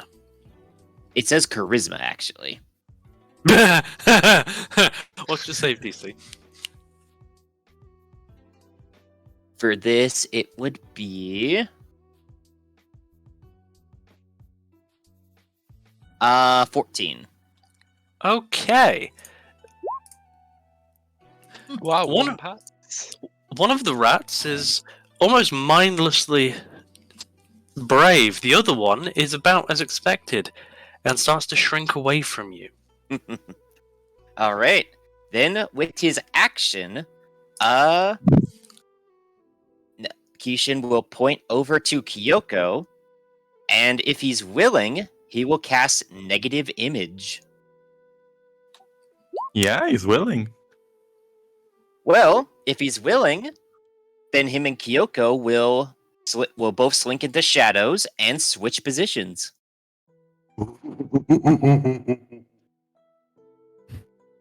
Yep, you'll literally Nice. take Keishan's place, and he'll take yours. Yeah. What's the spell? It's one of my homebrew spells. Yeah, I was just trying to look for Pretty cool. its description. Yep. And I should still be within line of sight of the rat, so it should still be under the effect of fear. And that's a Uh, second level spell? Second. Yeah, it's a second spell. So I know to add it. It is available. All of his homebrew spells are available under Smash's spells. Yeah, it should be at the top of the journal. You. Yeah. Yep, that's a combo I've been hoping to use, but that will be the end of Kishin's turn. Literally send the caster in front and then switch him with a barbarian. Why not? Kyoku, it is your turn.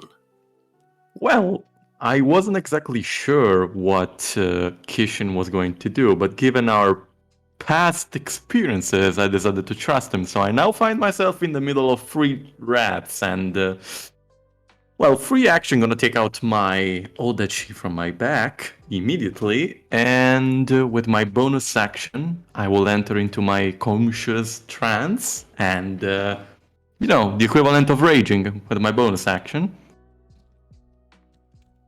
And then, let's see, that rat is scared. I will give him a bit of time to decide about his life choices. I will go to this one and slash. Question: do you still have your Odachi, or did you not leave that stuck in a young man's body? Oh, you're right. Yeah. You are completely right. I left that up into someone's body. Big Uh, move. You should have a katana. Would have I acquired another great sword in those 5 years? If Yeah, you've I spent would the coin to do so. yes. Probably, yeah. Why not? So, just another great sword. It didn't have any value then, doesn't have any value now.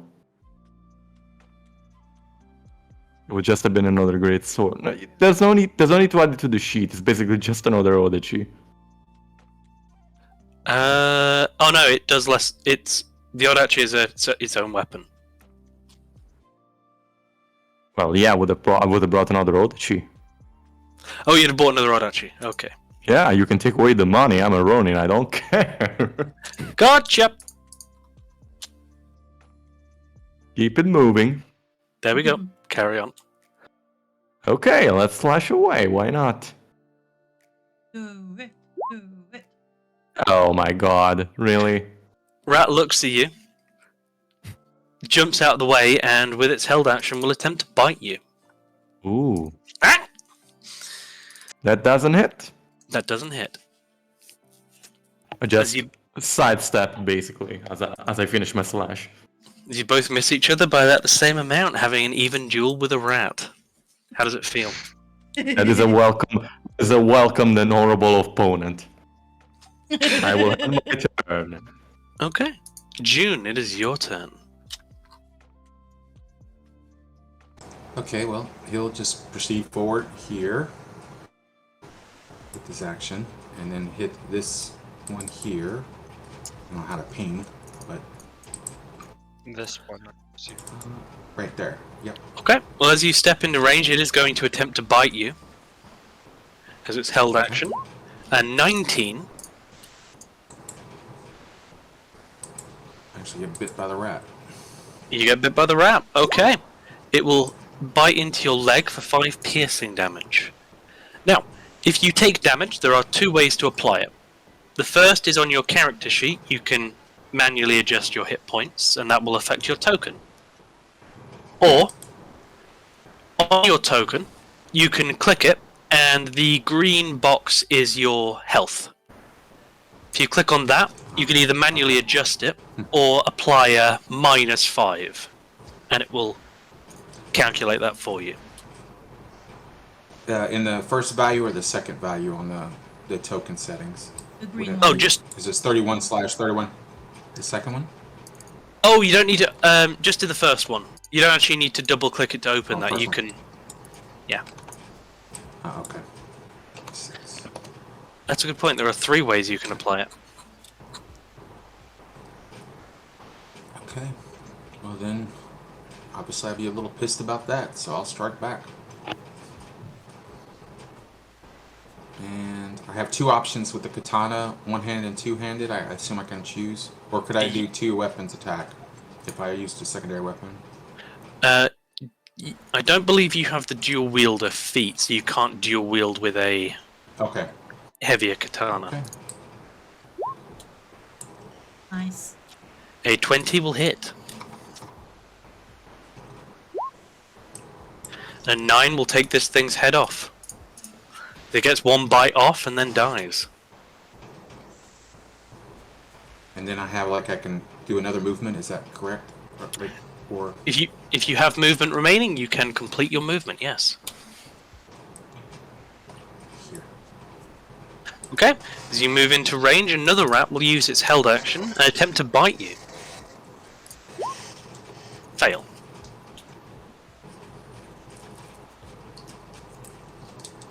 Alright, is there anything else you'd like to do on your turn? No, thank you. Okay. Top of the round, from the north, you'll hear a screeching as another creature pulls itself from the water onto the land. Ah, As it pulls itself up, brings itself to standing like a humanoid. The creature is about 4.5 rat. foot.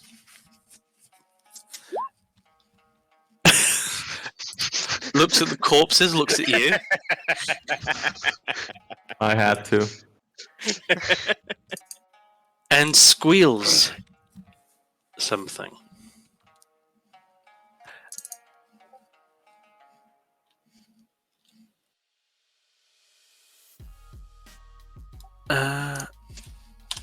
Sorry, just fixing a typo of mine.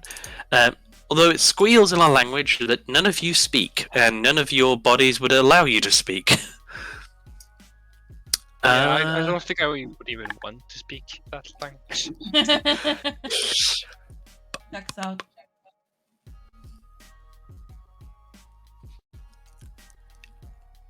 It is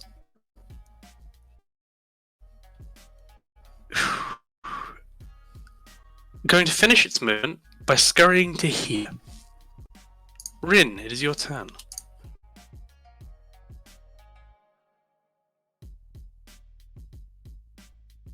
I'm gonna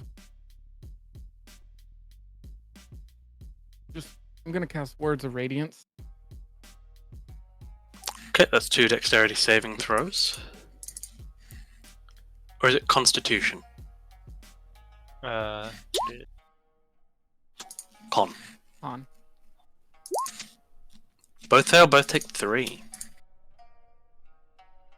Nice. The northwestern rat that had already taken a hit will hit the ground, shriveling in pain.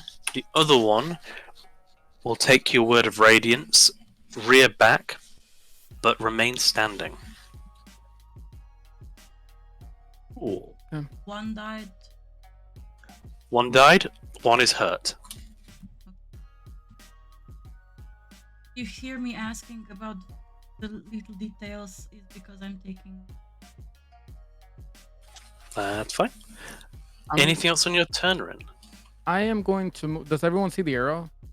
Yes. Yes. Yeah, I want to move right here. Okay, you will be leaving the rat's attack range and it will be able to attack you in return. Mm-hmm. Okay, it will do so. That does not hit you. Nope.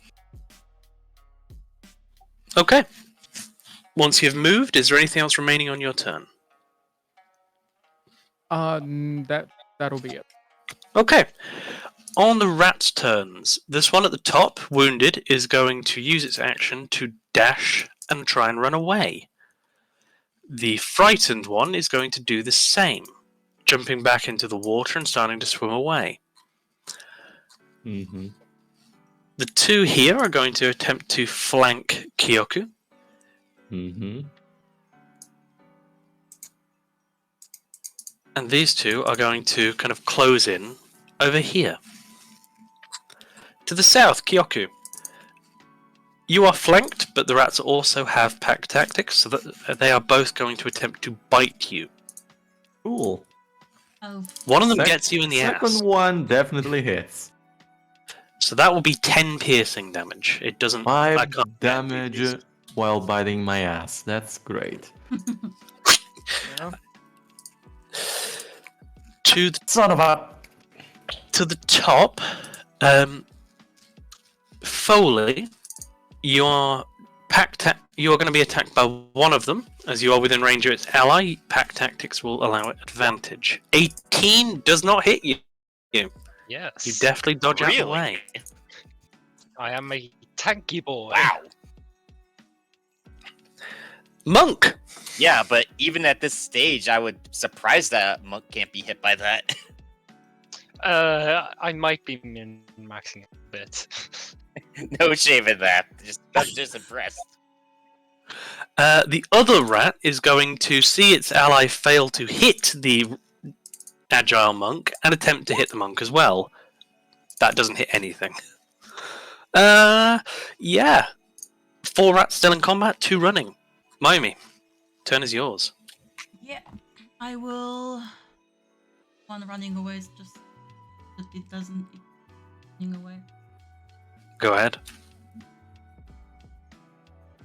Because we need to get rid of all of them. Mm-hmm. Hit. Nice. Yeah. That's like 6 times its remaining health. That's me. The human rat follows the arc of your arrow, hits the rat, turns, looks at you, points, and screeches at you. Yeah. I'm on his list. Harpy. Yes, hello, I'm going for revenge. I'm Go going ahead. to try to claw. Let's go for the one that was the closest, or the one that's close to the friend. Okay, go ahead. Or no, I'm going for the bottom. I'm going Okay. for the bottom.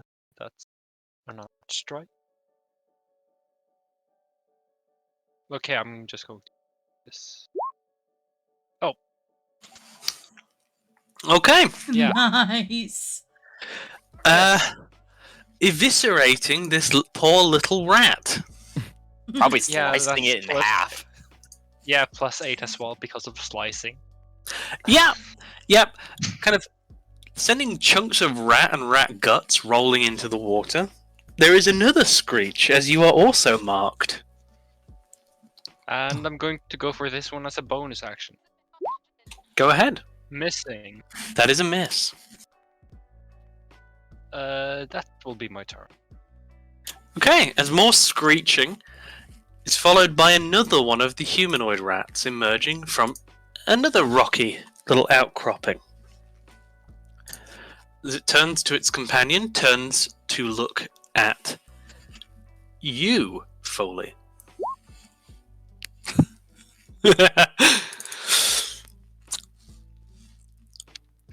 The creature will look at you, scowl in an almost humanoid way, and then seem to smile, chattering, and vanishing from your sight.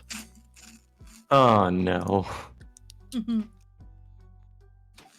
As some kind of mysticism or magic obscures it from your vision.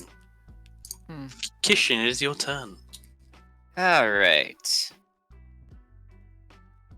First, Kishin, he's going to could definitely see the humanoid rat in the far distance. So Kishin is going to first he's going to cast Shadow Bite at it and use a sorcery point for a distant spell. Mm-hmm. Okay. Yep. Forms a little just a dart of darkness in between his fingers and just flick it all the way towards it. I believe it will need to make a con save.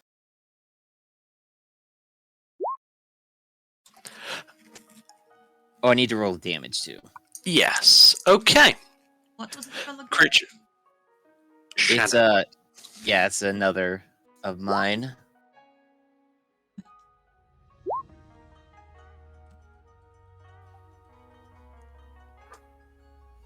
Con save. Pass. So Ah, it dang will it. resist your effects and dodge your cantrip. All right.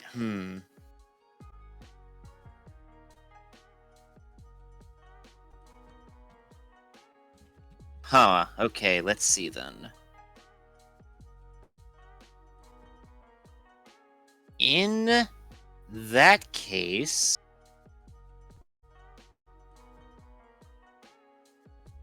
then Kishin will use another sorcery point for a quicken spell, Uh-oh. and this time he's going to use his special feat version of Bless, flinging a little balls of light over to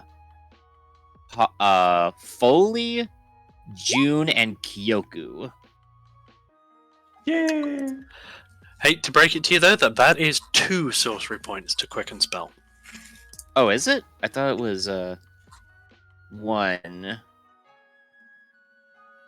Quicken spell is 2. Oh yeah, it is. It is. I think you're thinking of twin spell cost, which is the spell level cost minimum of 1. Okay, that is fine. I'll still do it. There's a reason it's still probably the best meta magic, even with the cost. Hey, he's a sorcerer. He needs it. Is that your turn? Yep. Okay. Kyoku, who got blessed? Sorry. Holy June and Kyoku. Okay. Probably June. So, God bless. Yep. Yay. Now you can actually tick that bless box. As long as it doesn't reset everything. After I removed it. Yay. Ow. Great. Okay, so, well, it's my turn. Still in my trance. Almost lost it because of a bite in my ass. And since I am going to try and repay that small rat, I will attack this one instead. Okay. Oh, also, I forgot to mention that rat that's afraid, it ended at the end of my turn. Okay. It might rejoin the fight then. Or might not. 12 just hits. You've got that. I believe that D4 is for attack rolls too. It is. Okay. It's attack rolls, saving throws. I'll just do this. It's a 13. It hits. And There you go. she's the creature in 2. Nothing within 5 feet, so unfortunately lumbering cannot trigger. This is fine. As soon as I take away my blade, I immediately, robotically, turn back to the other rat and just wait. That's my turn. Okay, June. You are guided by a blessing. I think I'm gonna smack the one in front of me. Go ahead. Here's the thing. 5th edition introduces flanking, meaning if you are opposite an allied creature with an enemy between you, you gain advantage on your attack rolls. Advantage meaning roll twice, pick the highest.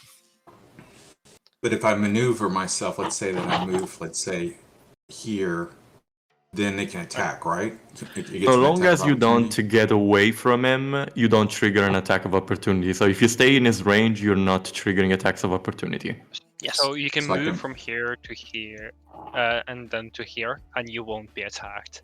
So for is clarity, the rule in question is called an attack of opportunity, which is triggered when you leave a creature's attack range. So if a creature has 5 foot of attack range, as long as you don't leave that range, it can't bite you in the back. Okay. Can't bite you. Okay. Well, then it makes only sense that I move here. Is that still good? Because it's Yep. within the area. That's Flanking. good. That's good. And then, yep. And then I'll smack him. against me. That is definitely a hit. Slice. And that is a dead rat. So another head goes rolling. You gave him a slice of life. Now to find his mom. I mean, don't want to be biased here. His mom, and then we need to find his aunt too. Yeah. Question. Sorry, again with the bless. It specifically says about like whenever they Attack make it saves. before the spell ends, they can add it to the attacker's saving throw. Does that Yes. mean it's only like one time they No, can it's use it? every attack. It's Every attack, and- every saving throw. Okay, it was the wording that confused me about that. Bless is a phenomenally good spell. Yeah, it's very good. That's why I took it as one of my. That's why I took it as my Fate Touch spell. Nice. Okay. Anything else, or is it time for Auntie? Guess so. Okay, Auntie's turn.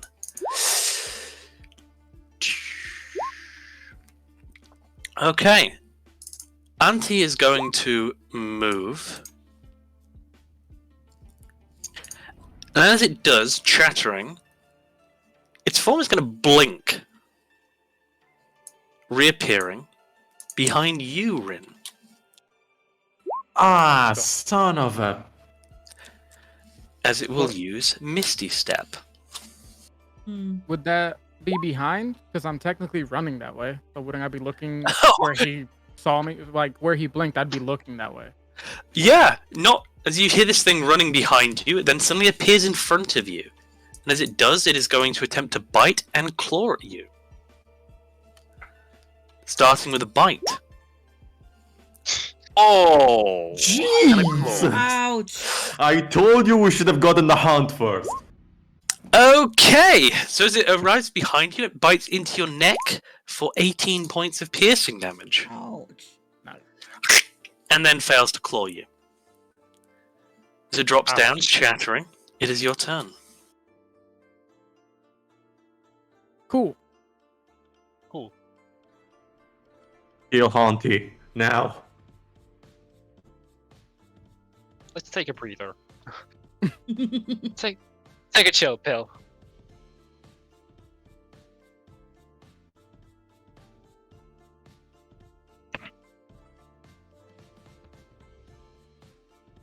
I'm just gonna attack it with my warhammer. The bonk stick. Mm, That will miss, unfortunately, as it dodges out the way. These things don't appear to be too agile, but a bit more agile than that.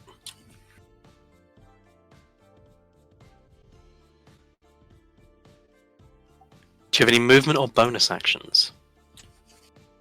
yeah, I want to cast Sanctuary. I'm just trying to read and make sure I have like I don't understand what it does.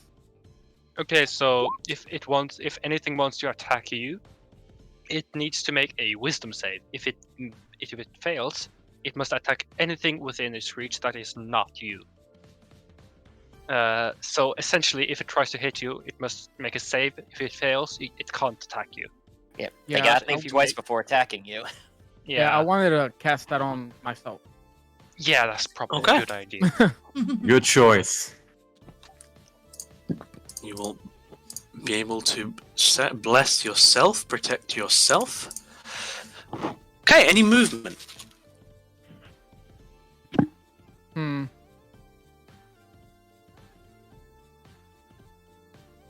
If I move, it will attack, right? Unless it misses No, it its will try. save, It will try, Yeah. at least. it will try. Suggest not, because I'm going to go and try to flank it, and I'm going to use a key point to make 3 attacks.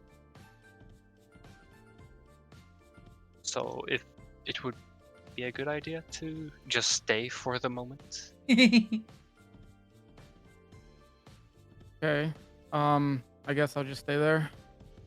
Okay. I hope you know what you're doing, because that's a pretty dangerous position. The remaining rats. Okay. This one is going to continue running away and leave the battle. The one engaged with Kyoku, however, is going to attempt to bite him in a frenzy.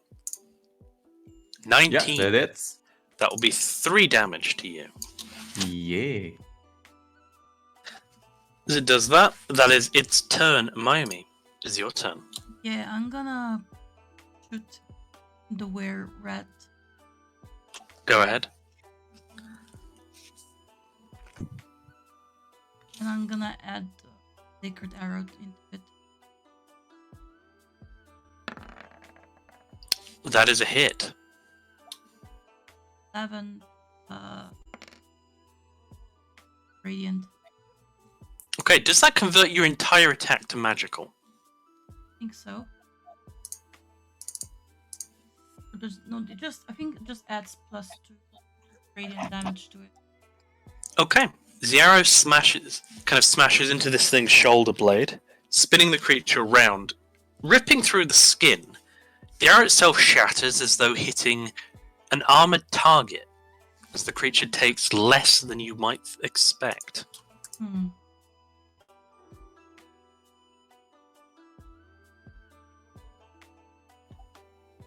Still shrieks and turns towards you.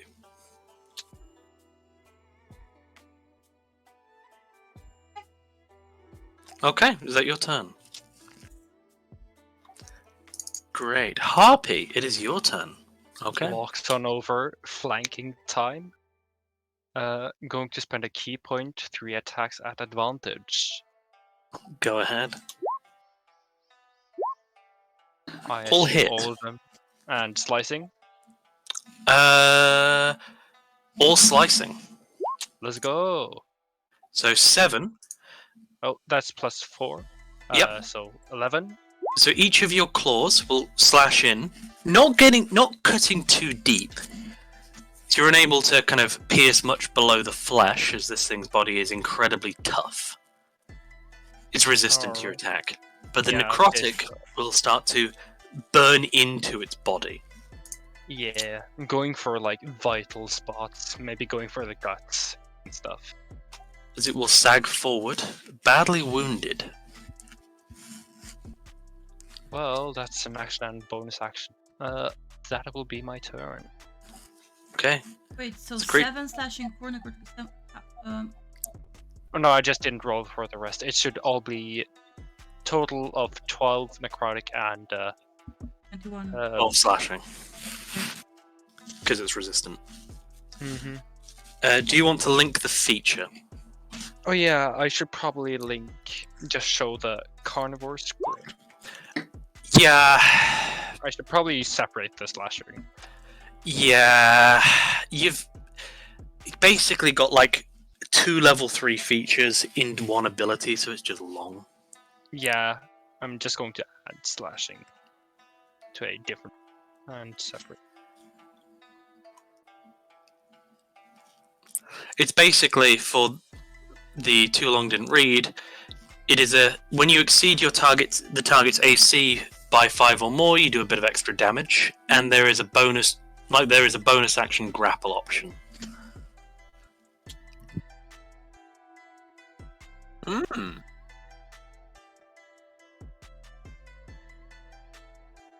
Okay. Okay. Yeah, that's Is that my your turn. turn? Yeah, that's Okay. At the end of your turn, you've just cut into Auntie, but Mama appears beside you, attacking you from invisibility. This first attack. Oh wait, will I have- have blind sight. I do have blind sight. Oh, okay. Then you will see Mama coming to attack you. How do you have blind sight? I was learned by a blind monk. AKA I just have the fighting initiative feat. Oh. Oh, so blind fighting. Yeah, I do have blind sight. Okay, but let's see if you can take a bite to the ass. Yes, you can. What about claws? That one hurts. That one goes a little ouchy. Cuts in for 7. As it attacks you, is then going to look around, and you know what? It is going to use one of its Misty Steps.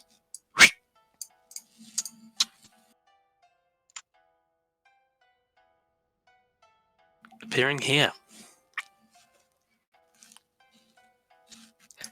Kishin, it's your turn.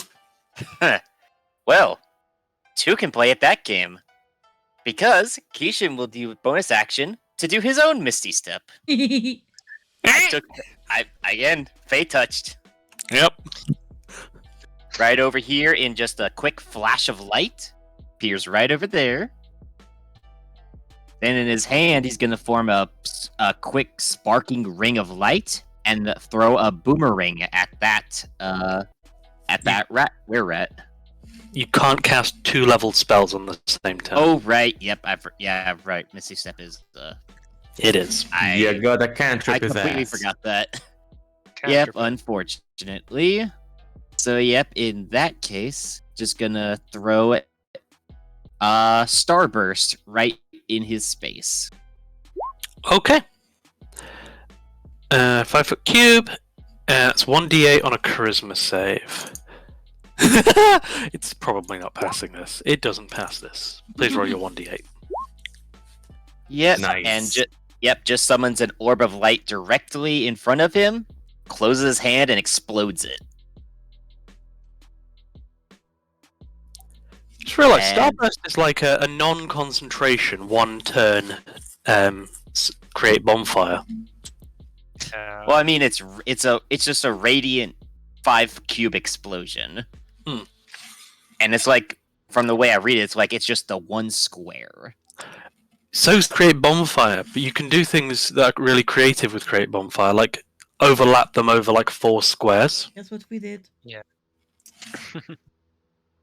That will be it. Okay. Oh, I forgot. I don't know if it added it, but I put down the global attack modifier for Necrotic Shroud, but I guess it didn't add it. For Necrot... that's Because because... it's supposed to add to Necrotic. I believe that's only for Eldritch Blast. No, it specifically says when you... until a transformation ends, deal necrotic damage. When you deal damage to it with an attack or a spell. Yep, so that should be a bonus. You've got it in global attack, not global damage. Oh. It's 2 extra damage. Okay, I see. Well, yeah, that would be just 2 necrotic added on top of it. Okay, that's fine. This creature kind of shudders, blinks, looks up at Miami, grins. Kyoku, it's your Uh-oh. turn. I can't really do anything about that. Focus on my target, so turn around before. Time to keep on going. Rat. Rats, that's a hit. And that is a very severed rat. And you are dead. Goodbye. You are the weakest link. Goodbye. No, that reference. I understood that. Yes. Okay, let me see if I can move. Can't reach you guys. God damn it. Nah, I'm gonna keep my position for now and just end my turn. Okay, June. Auntie Big Rat is between 2 of your allies, and Mama Big Rat is currently about to try and bully your Shrine Priestess. Yeah, I can't get to her in time. I might as well finish this auntie off. So I'm gonna go on and move to her, engage. Okay, she is flanked, so you will have advantage. Alright, I want this to go well, so I'm going to use, 1 second, I think it's Precision Strike. Burn. You can choose to use that after you roll to hit. After I hit, okay, after I roll a hit, okay. So you can see your attack roll and then choose. Oh, you still got the bless on you. So that's And you get to roll again because you have advantage. Oh yeah, that's 2. Oh no. Oh, that second one wasn't quite well. Well, roll that d4. Roll what? The A d4 bless is a because of D4. bless. Oh, okay. Yeah, What do I that's- do that at? I'm sorry. If you want to manually roll something in the chat, Uh-huh. If you type /roll, no spaces, then a space, 1d4. And that will allow you to manually roll any die size. Hey, A 15 will hit. kill Okay. him. Great. Kill him. There's also a dice button on the left sidebar where you can just do a top dice roll. left. Oh, I see that. Yeah. Okay. Yeah, you can do that. What too. we 9. what we are trying to say is kill it. Yeah, I'm trying Okay. to. And then the precision. Can I use the precision at this time or no? Precision is for rolling to hit. If you Oh, to hit. Oh, I see. Never mind. if you want to use a damage roll, you certainly can if you wish. That would be your commander's strike, or that would Commander Strike would work if I was given to somebody else. Yep. No, it was just the precision was. No, I don't have anything for damage. Okay. Well, you don't need a disarming strike, as you are a beheading strike. Yes. As you kind of cut up, catching it in the chin, ripping through its neck, Mm-hmm. you feel a kind of jar as striking this creature, its skin is like steel. Your weapon becomes blunted near the middle. What the fuck? Meaning that until repaired, your weapon will now deal 1 less damage. Ooh. Ooh. Let's hope that doesn't happen to my claws. For reference, hitting a creature that is resistant to your damage has a chance of causing damage to your weapon. I'm pissed now. Okay, Mama. Let's see how this is gonna be. Anything else on your turn?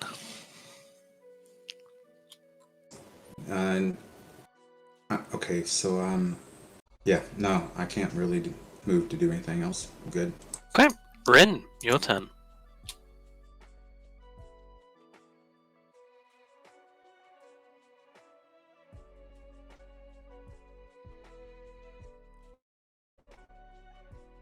Huh.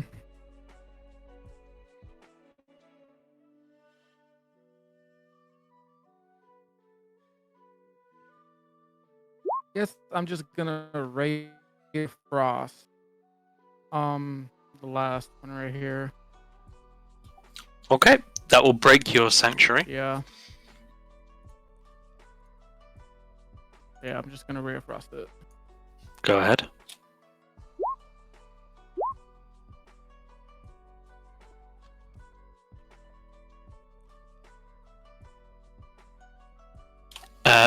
On the front page, you should have an attack option for that. Yes.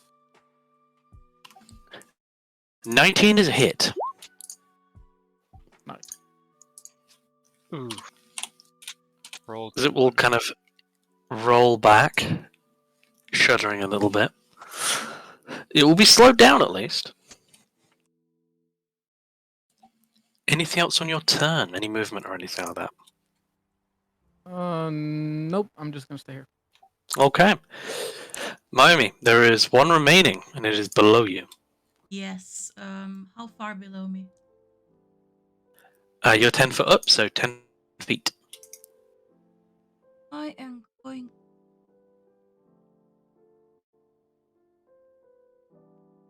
Jump down at it. Arm strikes. I start kicking it. Okay. Kicking it in the head. Go ahead.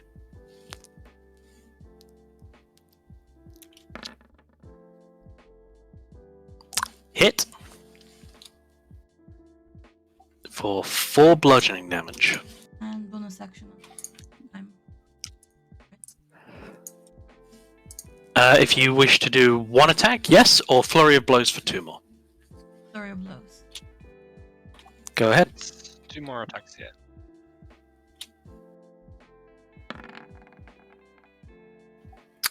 An 11 will just miss.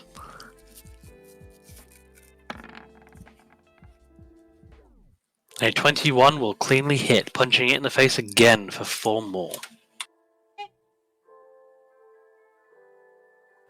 And here's a fun thing. Your unarmed attacks cannot kind of be damaged. Instead, there is a small chance of injury, which you don't take. Kind of like breaking a finger or something. That's me. Okay, Harpy. You said this was like 5 foot. It Difficult is. terrain? It's a 5-foot climb, yes. All right, I can move that quite easily. Get over here. Certainly Get can. over here. Flanking time. Key point. Hello. It's time for you to die. As I do. 1, 2, and 3.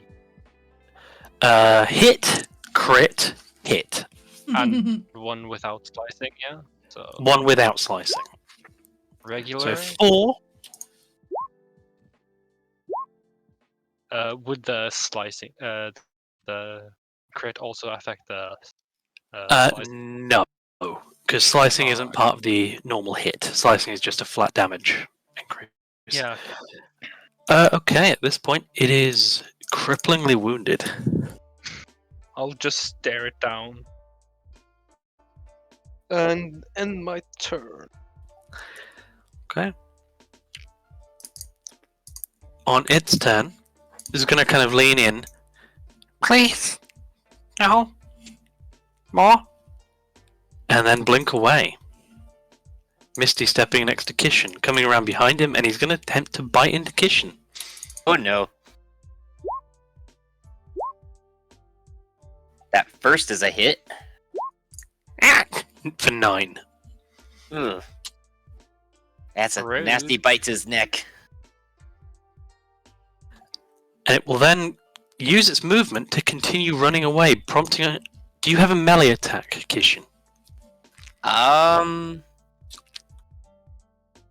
Punch it. Yeah, he's got weapons, but I don't think he has any like really outs to use. If you have like a sidearm, you can draw that as part of the opportunity attack. Okay, he does have a dagger, so that'd be about it. Go ahead. Alright. Huh, that actually hits. That does hit. Dealing. 3.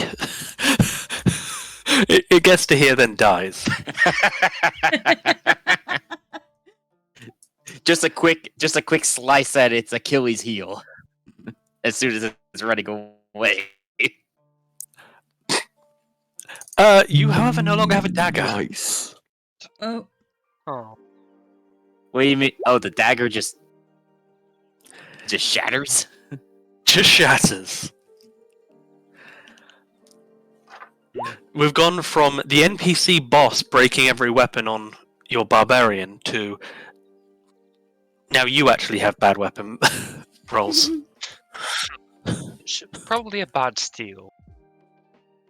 Probably just some fault with the manufacturing or something. Is Foley's thinking as the blade just shatters in the second it hits?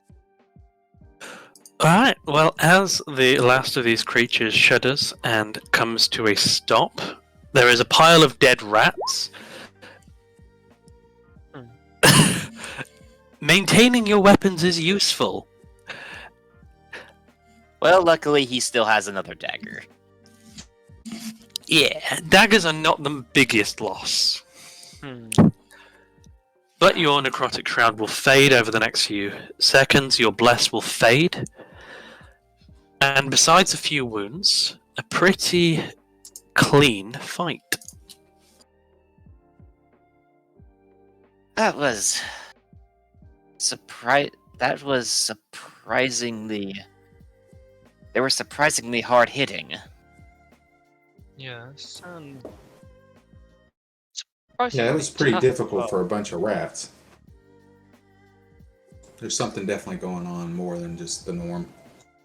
What did Foley tried to make a religion check to see what the fuck this is. Keisha was also gonna try Yeah. to just examine the rat, the big Same. humanoid one. I'm going to give him a help action because he probably has higher than a +1. Religion, no. Nature or Arcana, yes. I'm going to I am help. better in Arcana. I'm going to give you help action because I do have proficiency in nature. If that helps. So Arcana straight or Nature with advantage. You can do. Keisha will help you then. I do only have a +1 in nature. So, But advantage And is that- just straight up better than but do you have proficiency in nature? no. Then you can't. Got it. Oh. That's the reason. Okay. why I asked. Then Yeah, I'll make the Arcana check then. We both just make our separate Ah, checks. right. Okay. Exactly what it is escapes Foley, as it does Kishin. However, you're pretty sure that this creature is a kind of either yokai or a more natural occurrence. Something like Onikin. Hmm. And with a bit of research and asking around, you will be able to pretty quickly identify them as they're colloquially called monster rats, but they're known as Bakanezami.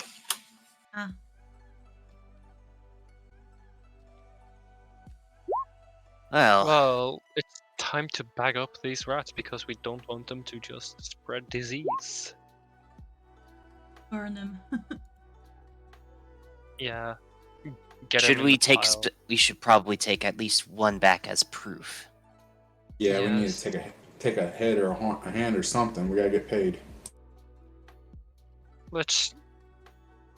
Foley begins just beginning to try to just cut off the heads with her sickle. Okay. And, The regular rats will be pretty easy. Oh, NEZ. Good catch. The humanoid rat will take some doing. And you may end up blunting your sickle along the way, but you'll be able to resharpen that pretty easily. yeah. Considering the damage that was taken,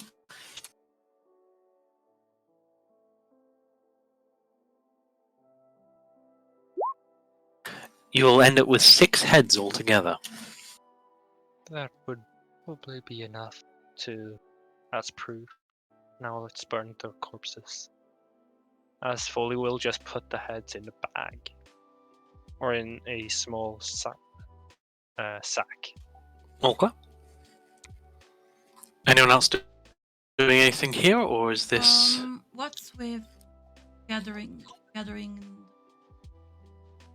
your arrows back? Do I gather all of them? Gather half of them? Round it down? how many did you fire? 3. Oh, how many of them hit? I think you hit all 3 times. All 3 times. You get the 2 back that you fired against regular rats. The one that hit the humanoid This was shattered. one. Okay.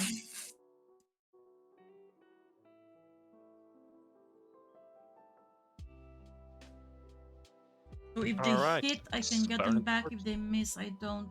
And if they shatter, I don't. I also don't get them back. So if they miss and the target has no resistance, you can probably get them back. If they miss, I'll roll to determine how many of them are lost and how many of them can be found. And if they hit a resistant or immune target, then they're either going to bend or shatter.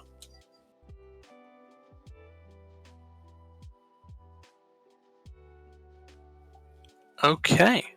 So you clean up, pick up your expended ammunition, get your heads. Is everybody ready to head back to town, or would you like to do a bit more here?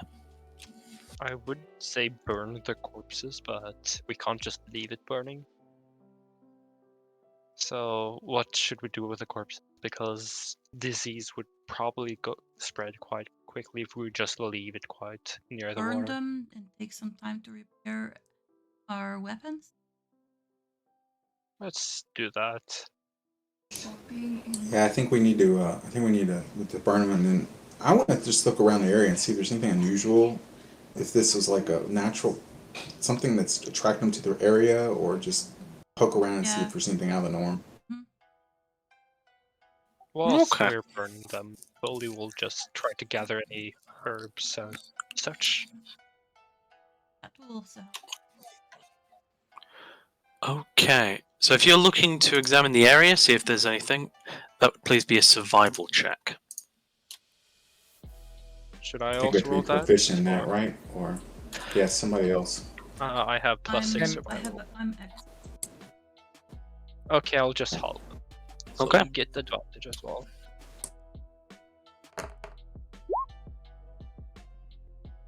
So the three of you go looking around. There's nothing really. Sorry, go ahead. I was gonna say while they're doing that, I'm a smith, so I'll just try to repair the weapons, so I'm not useless. Okay. Get your weapon sharpened or whatever. That would please be a smith's tools check using your strength with a whetstone. So if you click the smith's tools, it should prompt you to ask you what ability you're using. Then you can select strength. Okay. For the others, there's nothing particularly special about this area. It's just a natural ford with easy access to both sides of the river. And a large amount of food, both natural and cast off from a settlement nearby. I'll probably, That's probably gather what- some food for us. Yeah, try to gather some herbs, maybe some poisonous stuff as well. June, you'll be able to repair the blunting and resharpen your blade. That's fixed. Foley, if you're going to spend the hour while they're doing that, would you please make me a gathering check? Gathering herbs, yeah, wisdom. Yes, please. 16. You'll be able to find a kind of a haul of herbs. Nice. Could you please record that in your inventory just as that? Because that's Okay. it's the measurement that will be used. What is this? Just regular food herbs, or Are you looking for poison herbs or for healing herbs? say maybe poisonous? Yeah. Okay. So toxic herbs. Understood.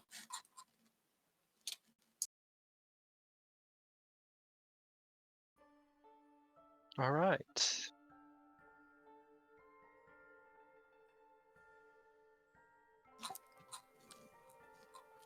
And this is a short rest. This will be a short rest, yes. Okay, getting back that key. Yes.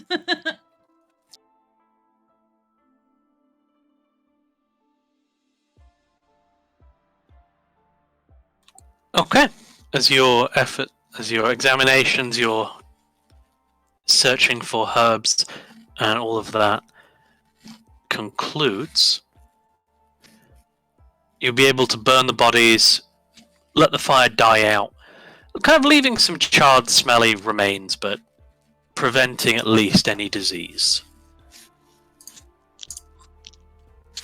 All right.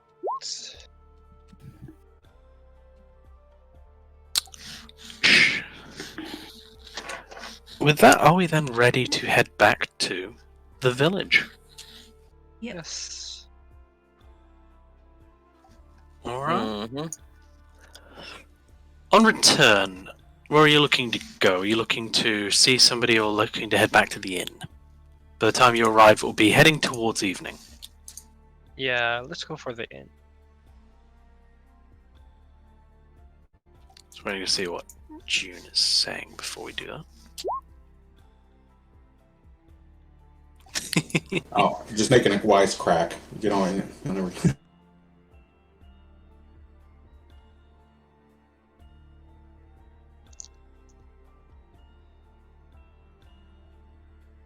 No worries. All right. Well, as you find yourself as you return to the inn, the two merchants have ended up taking the table where you originally met Silver, and the man himself is sat at the kind of two-man table in the corner of the room with a young man. Oh yeah, Foley is just carrying the heads in the bag over her shoulder, just since proof. Very well. As you walk in, yep. Silver's back is to you, but there is a young man dressed peculiarly. Ornaments in his ears and hair cut in such a way that you think if he kind of rolled it over, he could probably pass for just some disheveled traveller. While it's brushed over all in one direction, it leaves a side of his hair pretty much clean shaven. It is not a top knot or traditional samurai style. Almost seems to be a parody or some kind of comment on that. More like a one-side mullet. Clothing's good quality, if simple. And instead of sandals, he has a pair of kind of travel shoes wrapped around his feet. Sat back quite relaxedly, just chatting with Silver. Kishin, as you walk up to the bar, the tender will walk up to you. What you got there? Proof of that we killed the rat problem. She'll hold her hand out. She'll maybe just hand the bag over. Yeah. Woman will take it, pull it open, look in, sniff. Eh. Close the bag again, hand it back. I believe you. Great, well done. I believe you. Yeah. You have to bring the heads back. Otherwise, Just- would you believe us if we didn't? Eh. It's fair. Yes. Rather standard for these kind of jobs, honestly. We don't have a standard kind of job here. Alright. Not got coin. You'll have food and lodge here whenever you want it. Be Much plenty, yeah. appreciated. Pointing. And then she would just go and sit, taking the chair that's close to the two guys sitting there, just almost whispering, "We're too special, almost half Oni." Silver will turn. What do you mean rats? With the rat problem, yeah, there was two almost half human, could stand on two legs. Almost Bacanism. similar to yokai. Yeah, we almost assume yokai.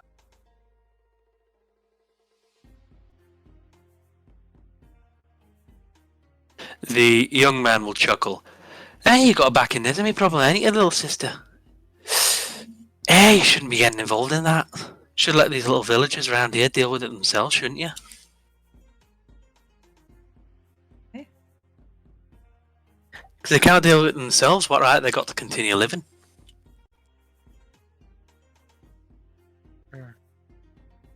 Well, who is it?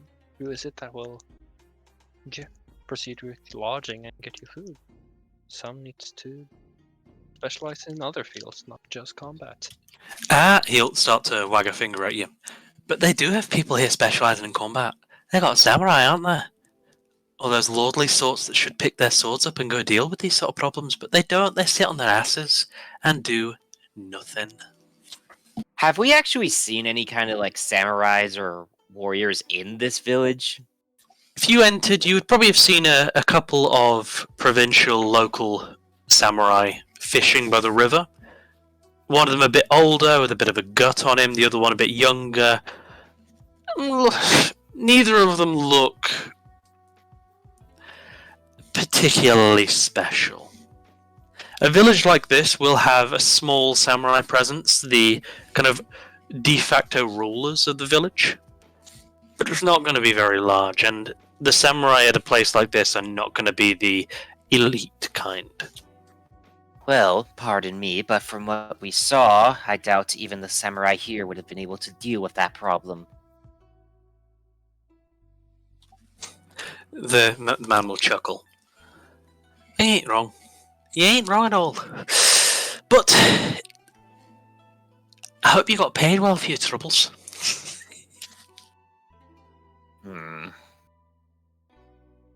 Free food and lodging is payment for me. Not the kind of payment I was hoping for, but at least it's something. Don't pay too much attention to Hisa here. He's a little bit opinionated when it comes to the samurai classes. Seen the sort. I'll just chalk it up to area familiarity. But on that point, we did encounter an issue with some strange fungus in local cattle. They said that one of the livestock had wandered off into, I show them on the map, the region. And it was eerily similar to the issue that we discussed prior to our departure. So we thought you might want to be aware of it. Did somebody... Oh, nobody took a drawing. He'll kind of lean back, pull a small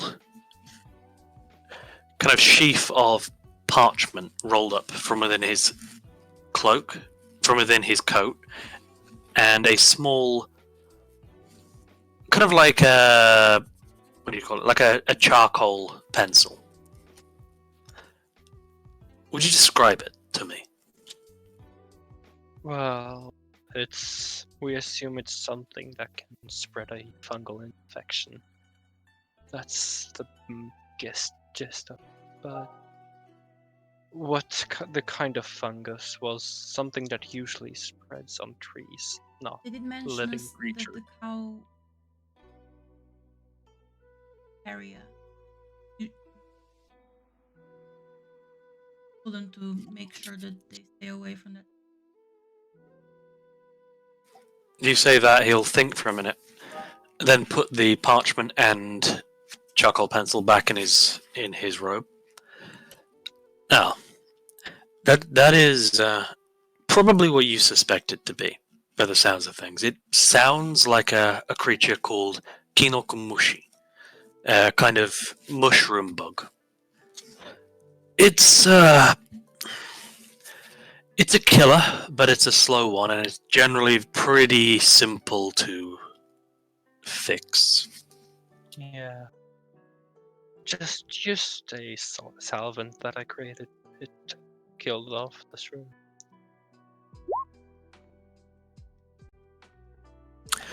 That works. It's unfortunate that you have to kill the bugs, but they propagate quite widely. Have you ever seen a tree die of such an infection? The tree will collapse and risk the trees around it. So we It should is a probably parasite. Go deal with that area in the woods before it spreads further. He'll nod. We are heading in that direction, vaguely. He'll turn. Shoya, would you share with them what you shared with me? The young man will nod. Hey, for introduction, Hisashito Shoya, that is my name. Call me Sho, Shoya, Hisa, whatever you like, really.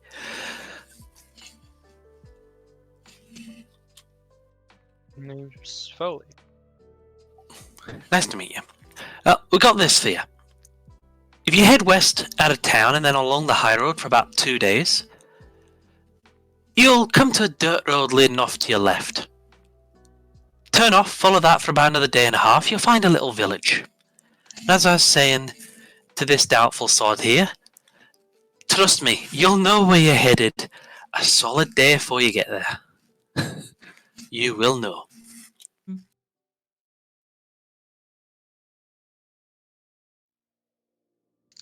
But would you know how the fungi infects? Do we have to touch it, breathe it in? It's a spore. So breathe it in. You don't breathe it in. From what you described, we won't be heading straight to that woodland area. We'll be heading to another area of woodland. But we'll head there eventually. There's a reality to this. There's too few of us to respond to everything immediately. So instead we just go to the nearest place, and the most in need. Understood.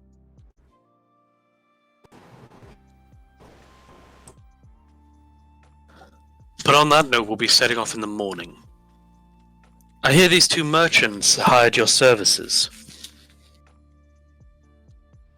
Well, hired and hired. They offered to, or they wanted us to. I have no problem with them traveling with us, although it's unlikely we'll be headed to the same destination. They could always just split off on the way. He'll kind of turn over. You hear that, gents? If you want to head with us for however far we're traveling, you're welcome to join us. Two merchants will nod enthusiastically.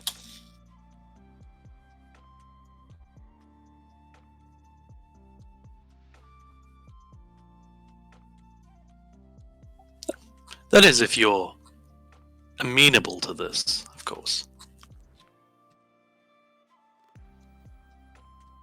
As long as they'll be paying for us for protection, I have no problem with it.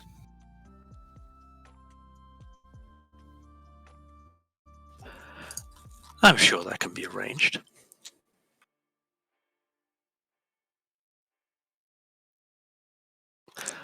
Well, I am going to get an early night then. We'll set off at first light. If you want to meet in front of the inn, and perhaps tell our new companions to join us there. Sure, you will.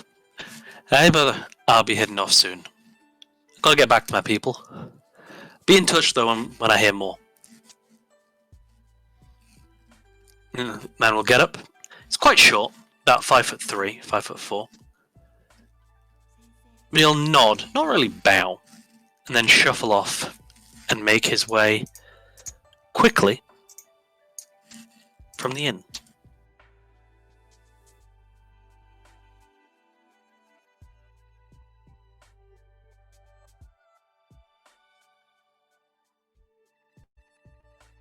And then silence fell. Well, But we will get to bed early.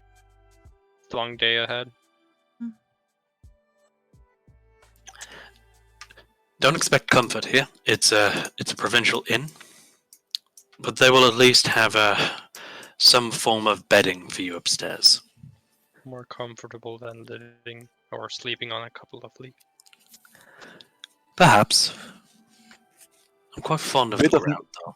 Bit of notice, if I fall asleep here on the counter, please don't throw me out. I swear I will not stain the counter. you know you could always come up to sleep on an actual cot. I could, but that would imply actual effort on my part while I'm drunk. No one will scoff. I'm gonna go to bed. If you don't stain anything, I'm not gonna kick you out. Just sleep down here or wherever you You- like. Arigato. Use English. What is this English you speak of? Speak calm. Thank you. Okay, Yoon is having a drink. Everyone else heading to bed. Well, Keishan's going to rest, but once night falls, he's gonna check to see, and once everyone's asleep, he's gonna see about something. So I can wait. So I can wait on that before everyone else says what they want to do. Yeah, Fo is just sleeping. Okay. I would have probably gathered some sticks on the back and Okay. do thing, just general maintenance on my clothes and other. I mean, every equipment, general equipment maintenance. Okay. Well, you'll have to pick one if you want to have enough time to have enough sleep. Arrows, maintenance. Bow maintenance. Okay. Cool. Then you'll be able to do that before heading to sleep. Please make me a check with your tools just to maintain it.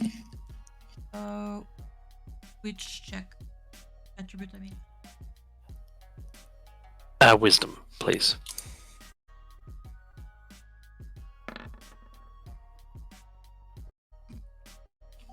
Okay. At least you don't damage it. As you stretch out a little bit, getting a little bit tired. Maybe just not thorough enough. As the wear and tear of the encounter will not be maintained through. So you're going to have a day where your bow is vulnerable. That's unfortunate. Oh no.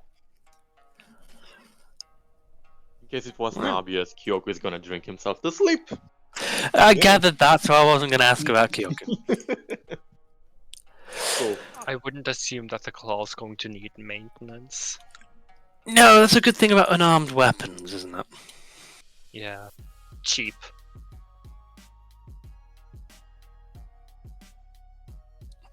Come the morning. Well. Yep. Yeah. Like I said, Keishan make sure everyone's asleep, and then once nights come, he's gonna try to sneak outside and see if there's if the night sky is clear. Let's see. The sky is patchy, but you'll be able to see the moon as the cloud kind of passes it. Then he's gonna find a bit of a secluded spot around the building, and he's gonna perform his sacred dance. Just to be sure, I provide you with a bit of ambience as you get out. You're going to hear something coming from the counters, something along the lines of.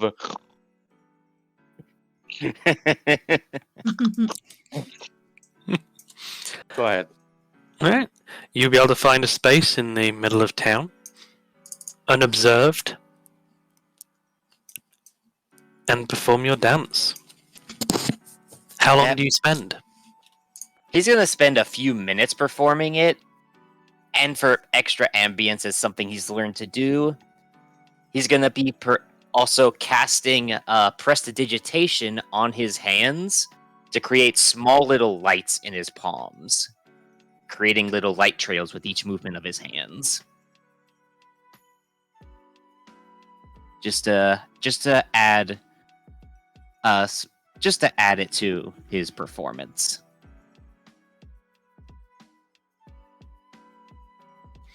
Okay.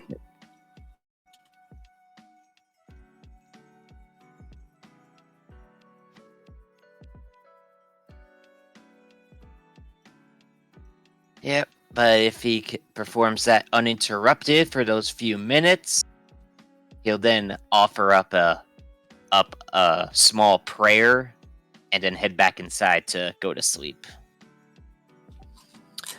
And he'll be able to get a good night's sleep.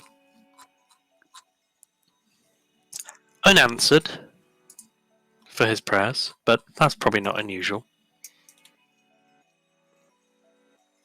ever since that day.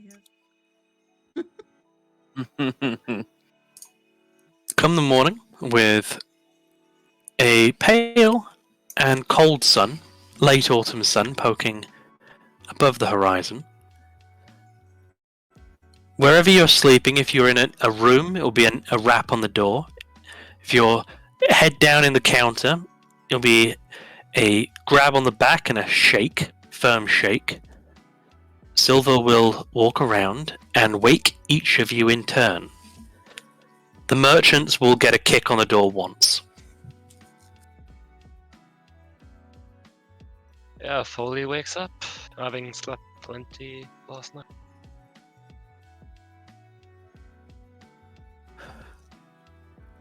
Up, breakfast.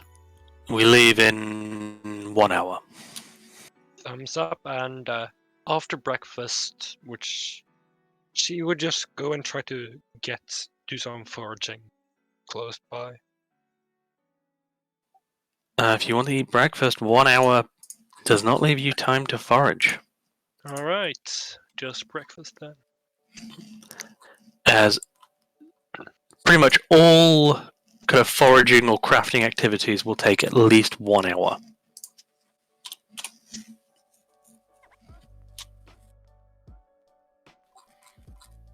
Alright. As he gathers you all up with the merchants, they will pull a couple of wagon with oxen to pull them from the local stables. The two merchants appear to be trading in alcohol, for which they have a very large barrel, and some wood, as in lumber, as one of their wagons is heavily laden with such. I'll inform you they're heading northward in the hopes of reaching the town of Ichikawa. Although they are well aware that you will not be with them for much of the way, let alone all of it.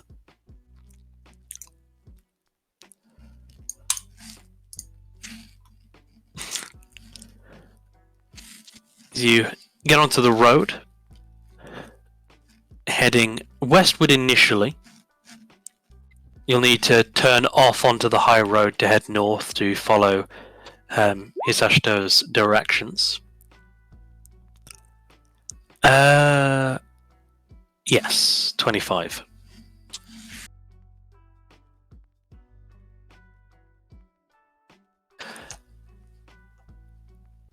Silver will set a pretty fast pace, quickly tiring the two merchants' oxen.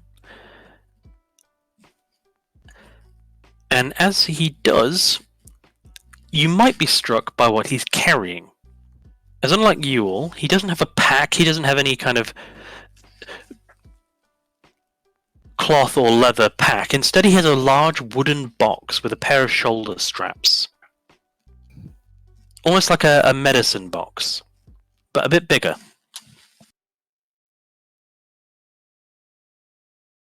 You may have seen such. If it is like a medicine box, there will be shelves within. Some shelves will probably contain books, others will contain produce or tools.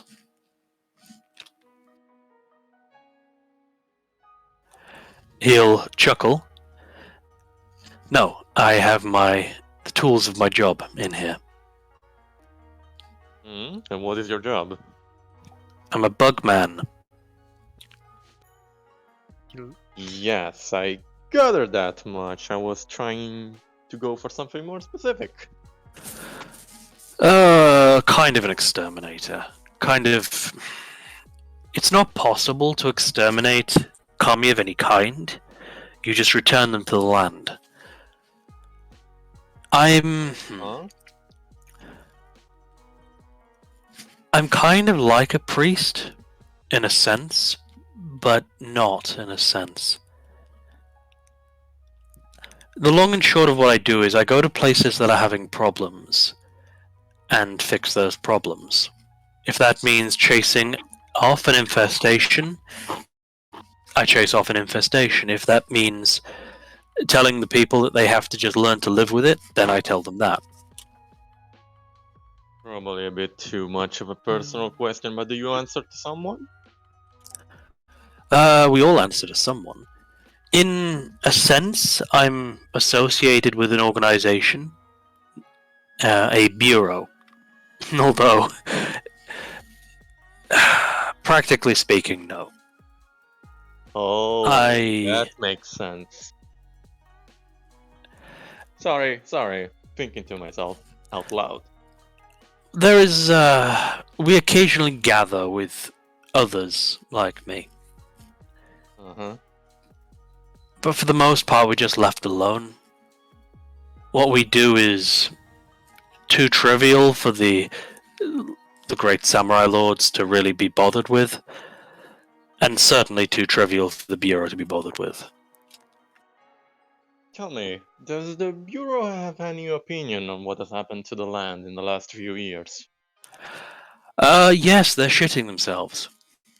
Oh, great. Fantastic. And you see Kyoku just trying to rub his eyes under the casa hat.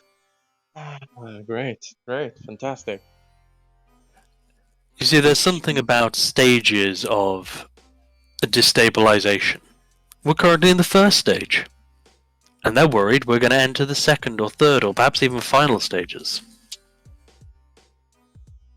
And I'm going to guess bug exterminators like you are supposed to help us not reach higher stages? Oh, I have nothing to do with that. I think he means political destabilization. Oh no, I don't. I mean temporal destabilization. The Emperor kept things in balance. He's dead. That balance is breaking. Ah, the Emperor kept things in balance. It's And Well, quite a that's why tragedy. that's why he was an emperor. yeah. There's a Right. long story to it, and most of it's probably bullshit. But Oh, what story? the story, at least the official tale, is that the Emperor was descendant from one of the great kami, Hmm. and because of that, was able to act as a bridge between us and them. And somehow that kept a deal in place that meant things remained stable. In terms of specifics, I don't know much more. You'd need to talk to somebody more highly placed. I see. Well, it's not like we can do anything about it, so. Well, we can deal with the symptoms. Hmm. That is what I do. Lessen the blows and make it easier for stabilization. I was sent out as well. Deal with the symptoms to heal the land as much as I can. It's a good thing to do. Actually, that does bring up a good point. We're asking the questions to him. Who are you people? Aren't we supposed to be working together, as someone said? I look at my Yumi. Well, you must not be from here if you cannot recognize the clothes I'm wearing, then. You're a priestess, Milady? correct? Milady, Yes, I'm last night I I'm a was sh- so drunk I completely forgot. So I please am go not ahead, a explain. priestess yet. I am still learning. This is my pilgrimage. But I am a Miko, a shrine maiden. Otherwise known as a shrine guardian, I believe, depending where you go. Yes. We are usually stationed in various villages, helping the villagers in their everyday lives, helping them stay healthy, happy, and prevent demons from attacking their villages by Hmm. by creating barriers around them, and lesser or greater demons to be able to attack them.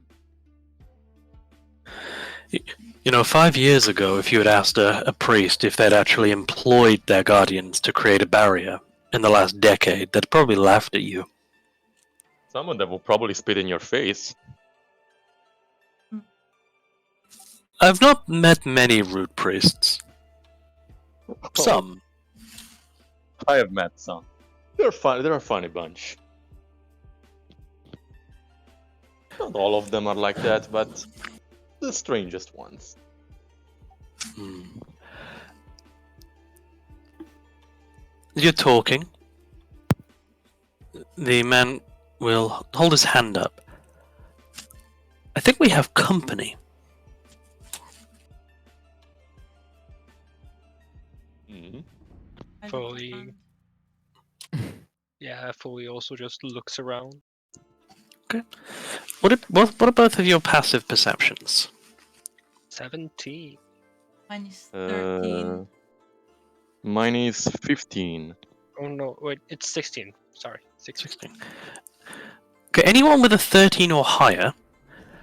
So currently speaking, you are on a kind of hard-packed earthen road. Less purposeful road and more created by constant wear and tear. Now, there are a couple of reinforcement bits on either side, keeping the kind of earth in place.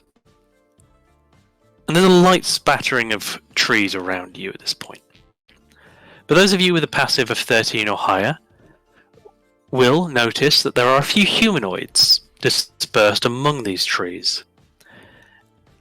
And about this time, a tall, dark-haired man with his hair tied back into a bit of an unruly top knot, and carrying the weapons of a samurai, will step into the road ahead of you. Who is that? Ronin. I'm probably. thinking we might be expecting trouble. One of the merchants will scoff. And this is the ruffian who keeps trying to mug us.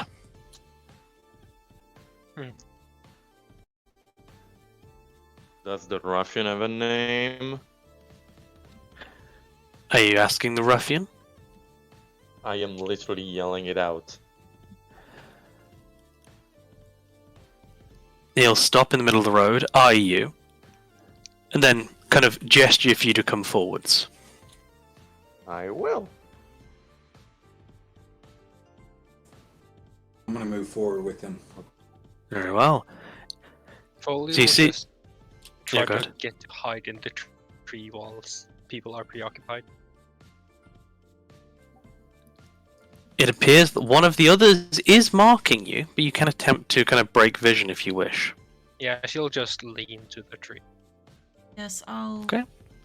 also do the same, like against the like taking side they have on me. I'm just walking forward together with June. I don't mind him.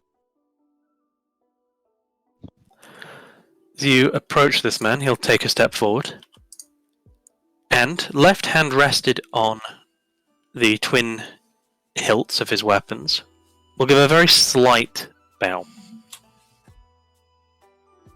Hmm. We bow in return. Or I do. I do not. I just give him a respectful nod. Respectful, but still not a bow. He'll shrug. This one's name is Makimura. Well, Makimura, you may call me Kyoko. And why exactly are you and your buddies trying to stop us? We got business with that trader. Ah, I see. And would you mind telling us what this business is about? Oh, I'd be quite happy to tell you that. That sack of shit still owes us work money. Work money. For what? He hired us Me and my lads to escort him, well, him and his buddy, between towns about a month ago. Then when we got to town, they told us, piss off, or we're going to tell the guards that you're bandit Ronin.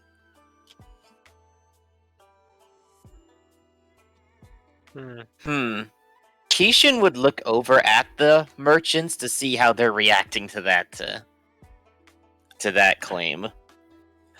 Same. He's not currently talking loud enough to really be heard by the merchants. And them being sat behind the oxen, they have to strain their ears to kind of hear it. The one closest to you, though, does look to be a bit disgruntled.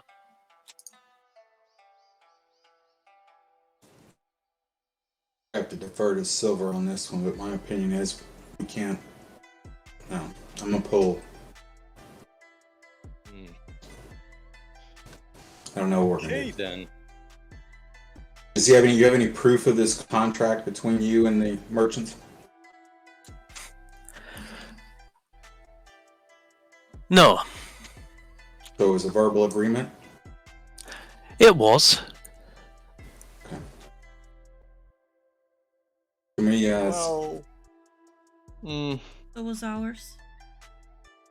To be honest. fortunately, they're employed by us, and we can't just let you attack them. That wouldn't go well for us, correct? And as you can see, given our armament and whatnot, that this isn't going to end well for either party. So, is it possible that you may let these losses go and we all walk away clean, or is it going to have to escalate into something a lot more dangerous? The guy will shake his head. We're masterless now, you understand that. But there are things we just can't tolerate. A merchant...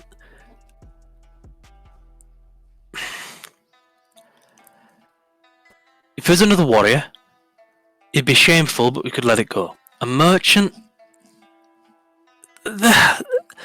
There's only so much that you can take. You understand me, brother? I understand your position that you're in, but I'm telling you, if you escalate this, you'll be the first one to die, and I really don't want to do that today. okay, So, okay. Enough with the threats. Enough. June. Please, there's no just let it go. Just let them go. Let these guys go. They don't have proof. You don't have proof. That's all I'm saying. You're putting us in a very bad position. The guy will kind of straighten himself up, and he'll take a step back, showing a desire to avoid hostility. But not too much of a step back. He's not giving way. Do you really want to be protecting liars, scumbags? I don't think it's about protection. It's just the current contract that we're on. We're in the same position. They may choose at a later time to not pay us, and if that is the case, then of course we have the responsibility and obligation to tell others not to trust these merchants to every village that we come across between now and there. But to murder them just simply because they don't pay their bills, I'm not prepared to do that, even if they were the ones that stiffed us. I can't speak for the rest of the group. That's just my opinion.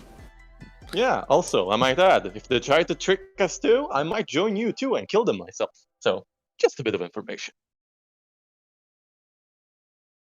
The best thing you can do, though, in my opinion, my humble opinion in this situation, is simply back off. Don't go down this road. The country's already stabilized enough. There's other work to be had. It's more clear and present danger. Let folks know that these men stiffed you. And likewise, like most human behaviors, if they did it to you, they'll probably do it to us, and we will add credibility to your story.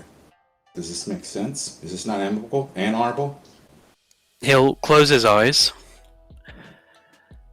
I understand your position. That said, like you said, the world's destabilized enough already. If we let merchants screw over samurai, that turns the world upside down. Look, I don't want to cause you trouble.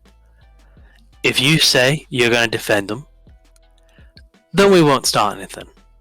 We'll stick around and wait until your duty's done. In the interim, Fine though, by me. that we be hasty, I would recommend one last thing before we accept this course of action, and it's up to you, Fabian, if we do this. I recommend we go Fabian steps back, talks to them, find out if they're willing to part with said wages, if there's some truth in this matter, and maybe we can resolve this before it escalates. I just don't want to give up the tactical position that we're in, where we're surrounded, and the way you understand the predicament we're in. So we'll have to go on a little bit of trust, but perhaps we can negotiate with them on behalf of your wages. What do you think, Please- Father? Please make me a persuasion check and add your honor to that roll. Okay. Let's see. Can I Persuasion offer check. him the help action? You can help him, yes. Let's Cool. see here. I gotta find that boy. I haven't used honor And- before. It's just you have a +2, so you add a +2 to your persuasion roll. I Okay. don't know if you want me to role play the helping, but I can or cannot. It's okay. I Up got to the you. I got the worst charisma ever. You chose to frontman this. Roll Do you again want because you're me- being helped. Do you want me to roll it? My charisma is normal. Yeah. Yeah. Unfortunately, Well, I'm already playing. the one who's already talking. talking rolls this. So Not 5. even better. 5. I didn't believe that. So 5. The guy will kind of scratch his head.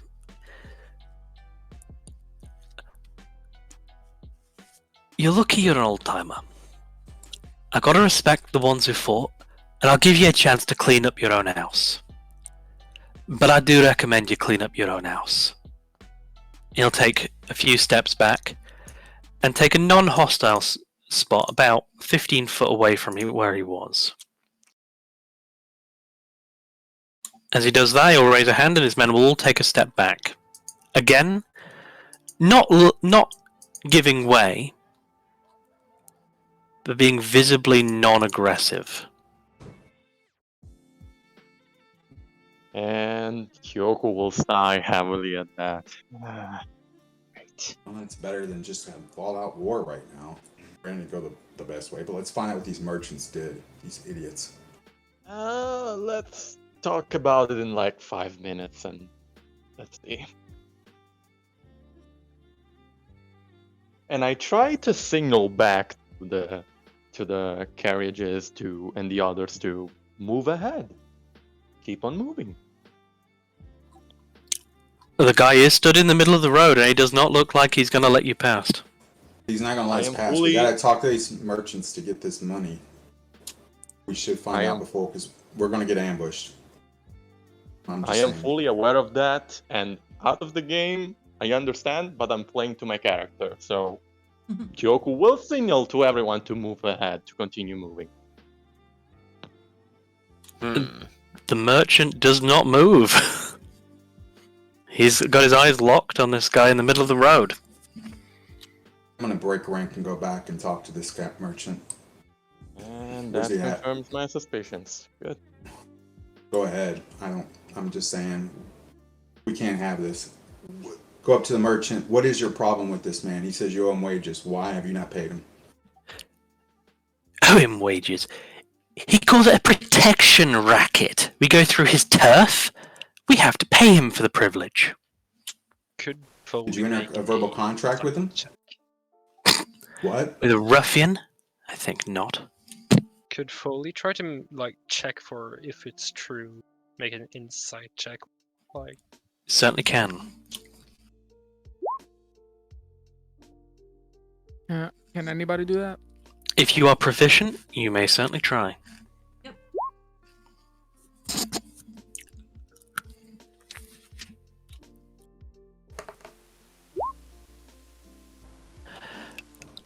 So, to all of you, there is some dishonesty here. It is not normal for a merchant to be treating even a ronin, any kind of samurai, with disdain. There is some opportunism going on here. And while there's nothing to confirm your suspicions, it does point in favor of the ronin man, not the merchants.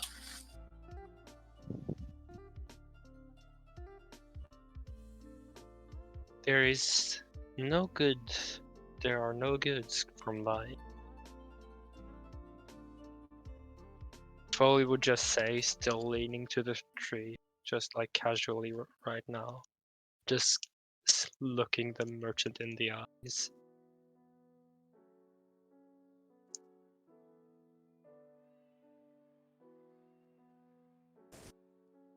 It's up to you guys what you want to do. Is I don't that wanna be your friends last with people. answer? You, That's it for me. where's the gold? We don't have any. We haven't sold our goods yet. But didn't you say at the tavern you had a lot of gold? I didn't say anything of the sort. He did. Yoku sighs again, very heavily. Are you implying that you don't have the gold to even pay us for helping you? You, I was under the impression you would take goods for service. It's the way no, of things we never nowadays. made that arrangement. You said you would pay us. You said you had the gold. We never made any arrangement. I believe you turned us down. It was your employer who said we could accompany you. And I did specifically state, as long as you were able to pay us for helping, I would have no qualms about it. But it was passed on to your employer, was it not? I guess we'll just That's leave Can't it make here contracts with then. individuals.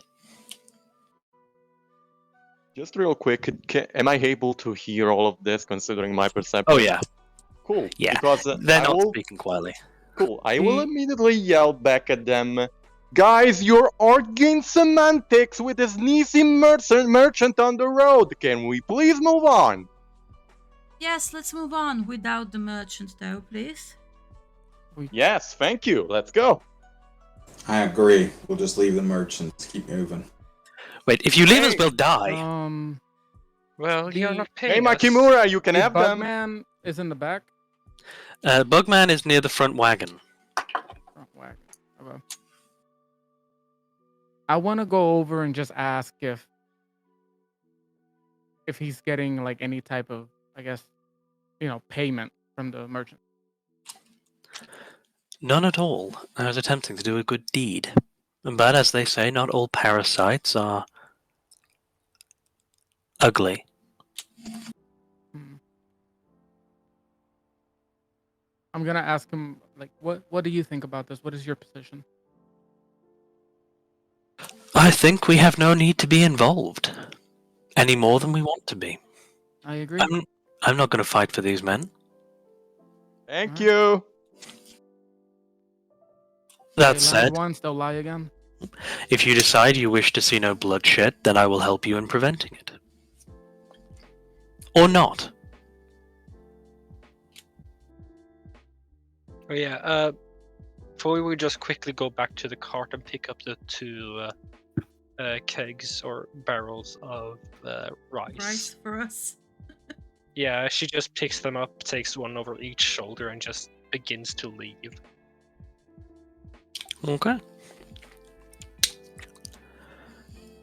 I really Sorry. dislike dishonest people. I follow her. Sorry, gentlemen, but it seems we'll be taking our leave. As soon as everyone starts following, I just yell, "Hey, Makimura, they're all yours!" Excellent. If you hear some screaming, I promise you, it's not what it sounds like. Don't care about the screaming, do whatever you want. I'm a bad liar. He'll kind of step aside and let each of you pass. And as we're passing by, I am assuming that June is still beside me at that point.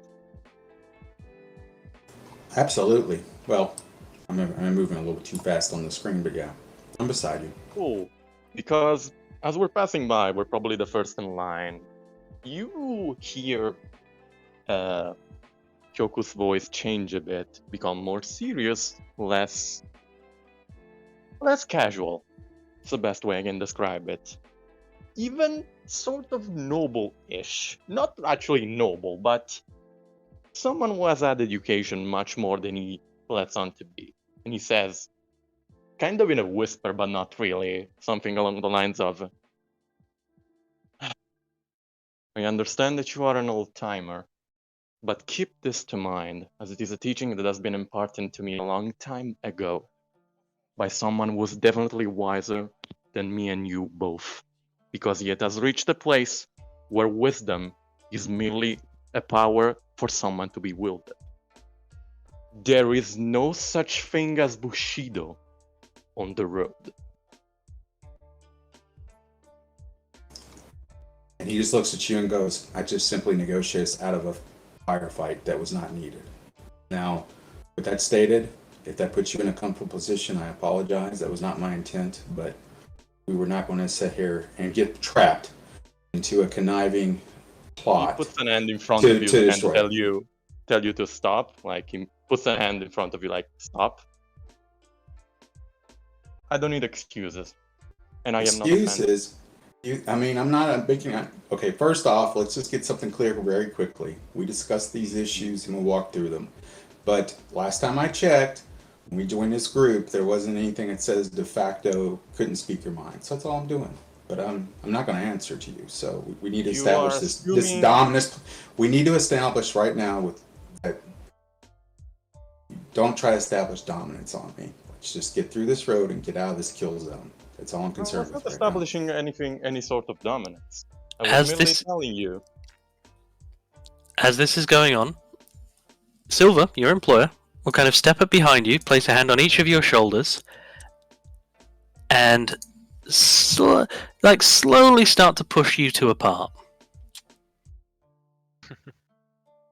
Kyoku lets himself be pushed apart. He wasn't being hostile. Sometimes there is an error in translation. Perhaps we should think about this more later, away from the men with swords. Or I could make a scene and make everyone seem like they're embarrassed about something that people don't understand. Wouldn't that be funny? I Foley would just rather begins keep walking moving, past. please. We have better things to do than arguing here in the road. Fine, fine, fine.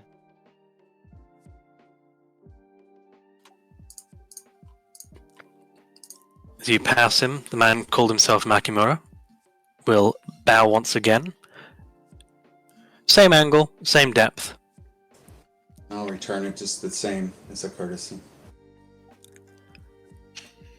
We won't be too cruel to them. If they pay. Okay, I think this is a good place to end the session as you leave two very dishonest and uncomfortable merchants to deal with the wrath of a small band of Ronin who retain an amount of their honor.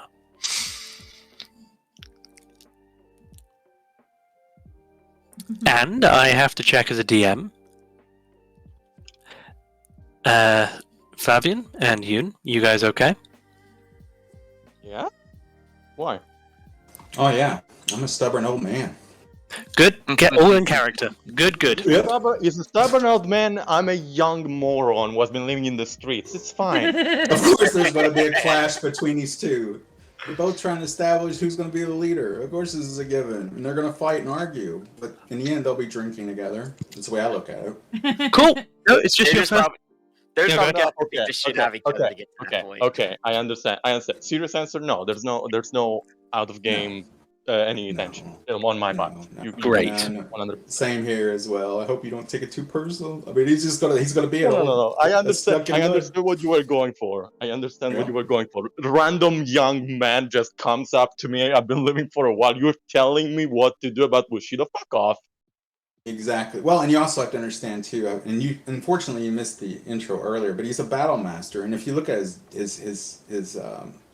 That's the thing. He doesn't understand. He's a moron. He's a fucking idiot. No. I was just giving some background on the character. He's a former military officer, so of course he's like put in a God. position where Oh, God. this Ronin He is knows appealing honor. to him, saying, "Yeah, I mean, honor's like his third highest stat. I mean, it's over, like, yeah. So he's difficult, folks. And if it bothers Oh, God, everybody, I they're can gonna- tone it down. By the way, I You're can't. gonna but- clash so much. Oh my God. This is going to be so fun to just sass about in character. So So please, if it's too much, I'll back off. But that's how he No, is. no, that was No, this is going to be fun. This is Look, it perfect. wasn't. fine. I didn't bring it up because it was too much. I brought it up because it's my job to bring it up and make sure you aren't actually at each other's throats. Oh, no. I promise you, next time Kyoko will just automatically yell, "But I love you, June." No, June's gonna be serious, and he'll be like, "You didn't see it, but if we were out at the thing, he'd make sure that he didn't, choke in his own puke, right, when he was on the bar. I mean, just like that dad thing, just that's how it Small is, helps. Yeah. All right. Well, next Sorry session about we'll the start. tension, guys. No worries. Next session we'll pick up, determine what had gone on the road between here and your destination, as you'll have about 3 days of travel between now and then. So we'll start the session by doing survival stuff, by working out how much food you've had to consume, stuff like that. And Oh yeah. yeah, go ahead. If we want to do that, I do have the wanderer background, so that just clears it all up. Yeah, you can. No, I can help you gather food and stuff. So you both roll for whatever for gathering. So So- backgrounds and things. I have mentioned this a couple of times, but I'm just going to reiterate. What backgrounds like Wanderer do not work quite the same. They are not an automatic success. They don't auto gather. They improve your Chances. ability. Well, they increase the amount you're able to forage rather than Okay. auto. So you will, when you go foraging, you will recover more food. All right. Sorry. It's okay, guys. I can do the one thing that no one in D&D knows how to do. I can fish. You say fish? Yes.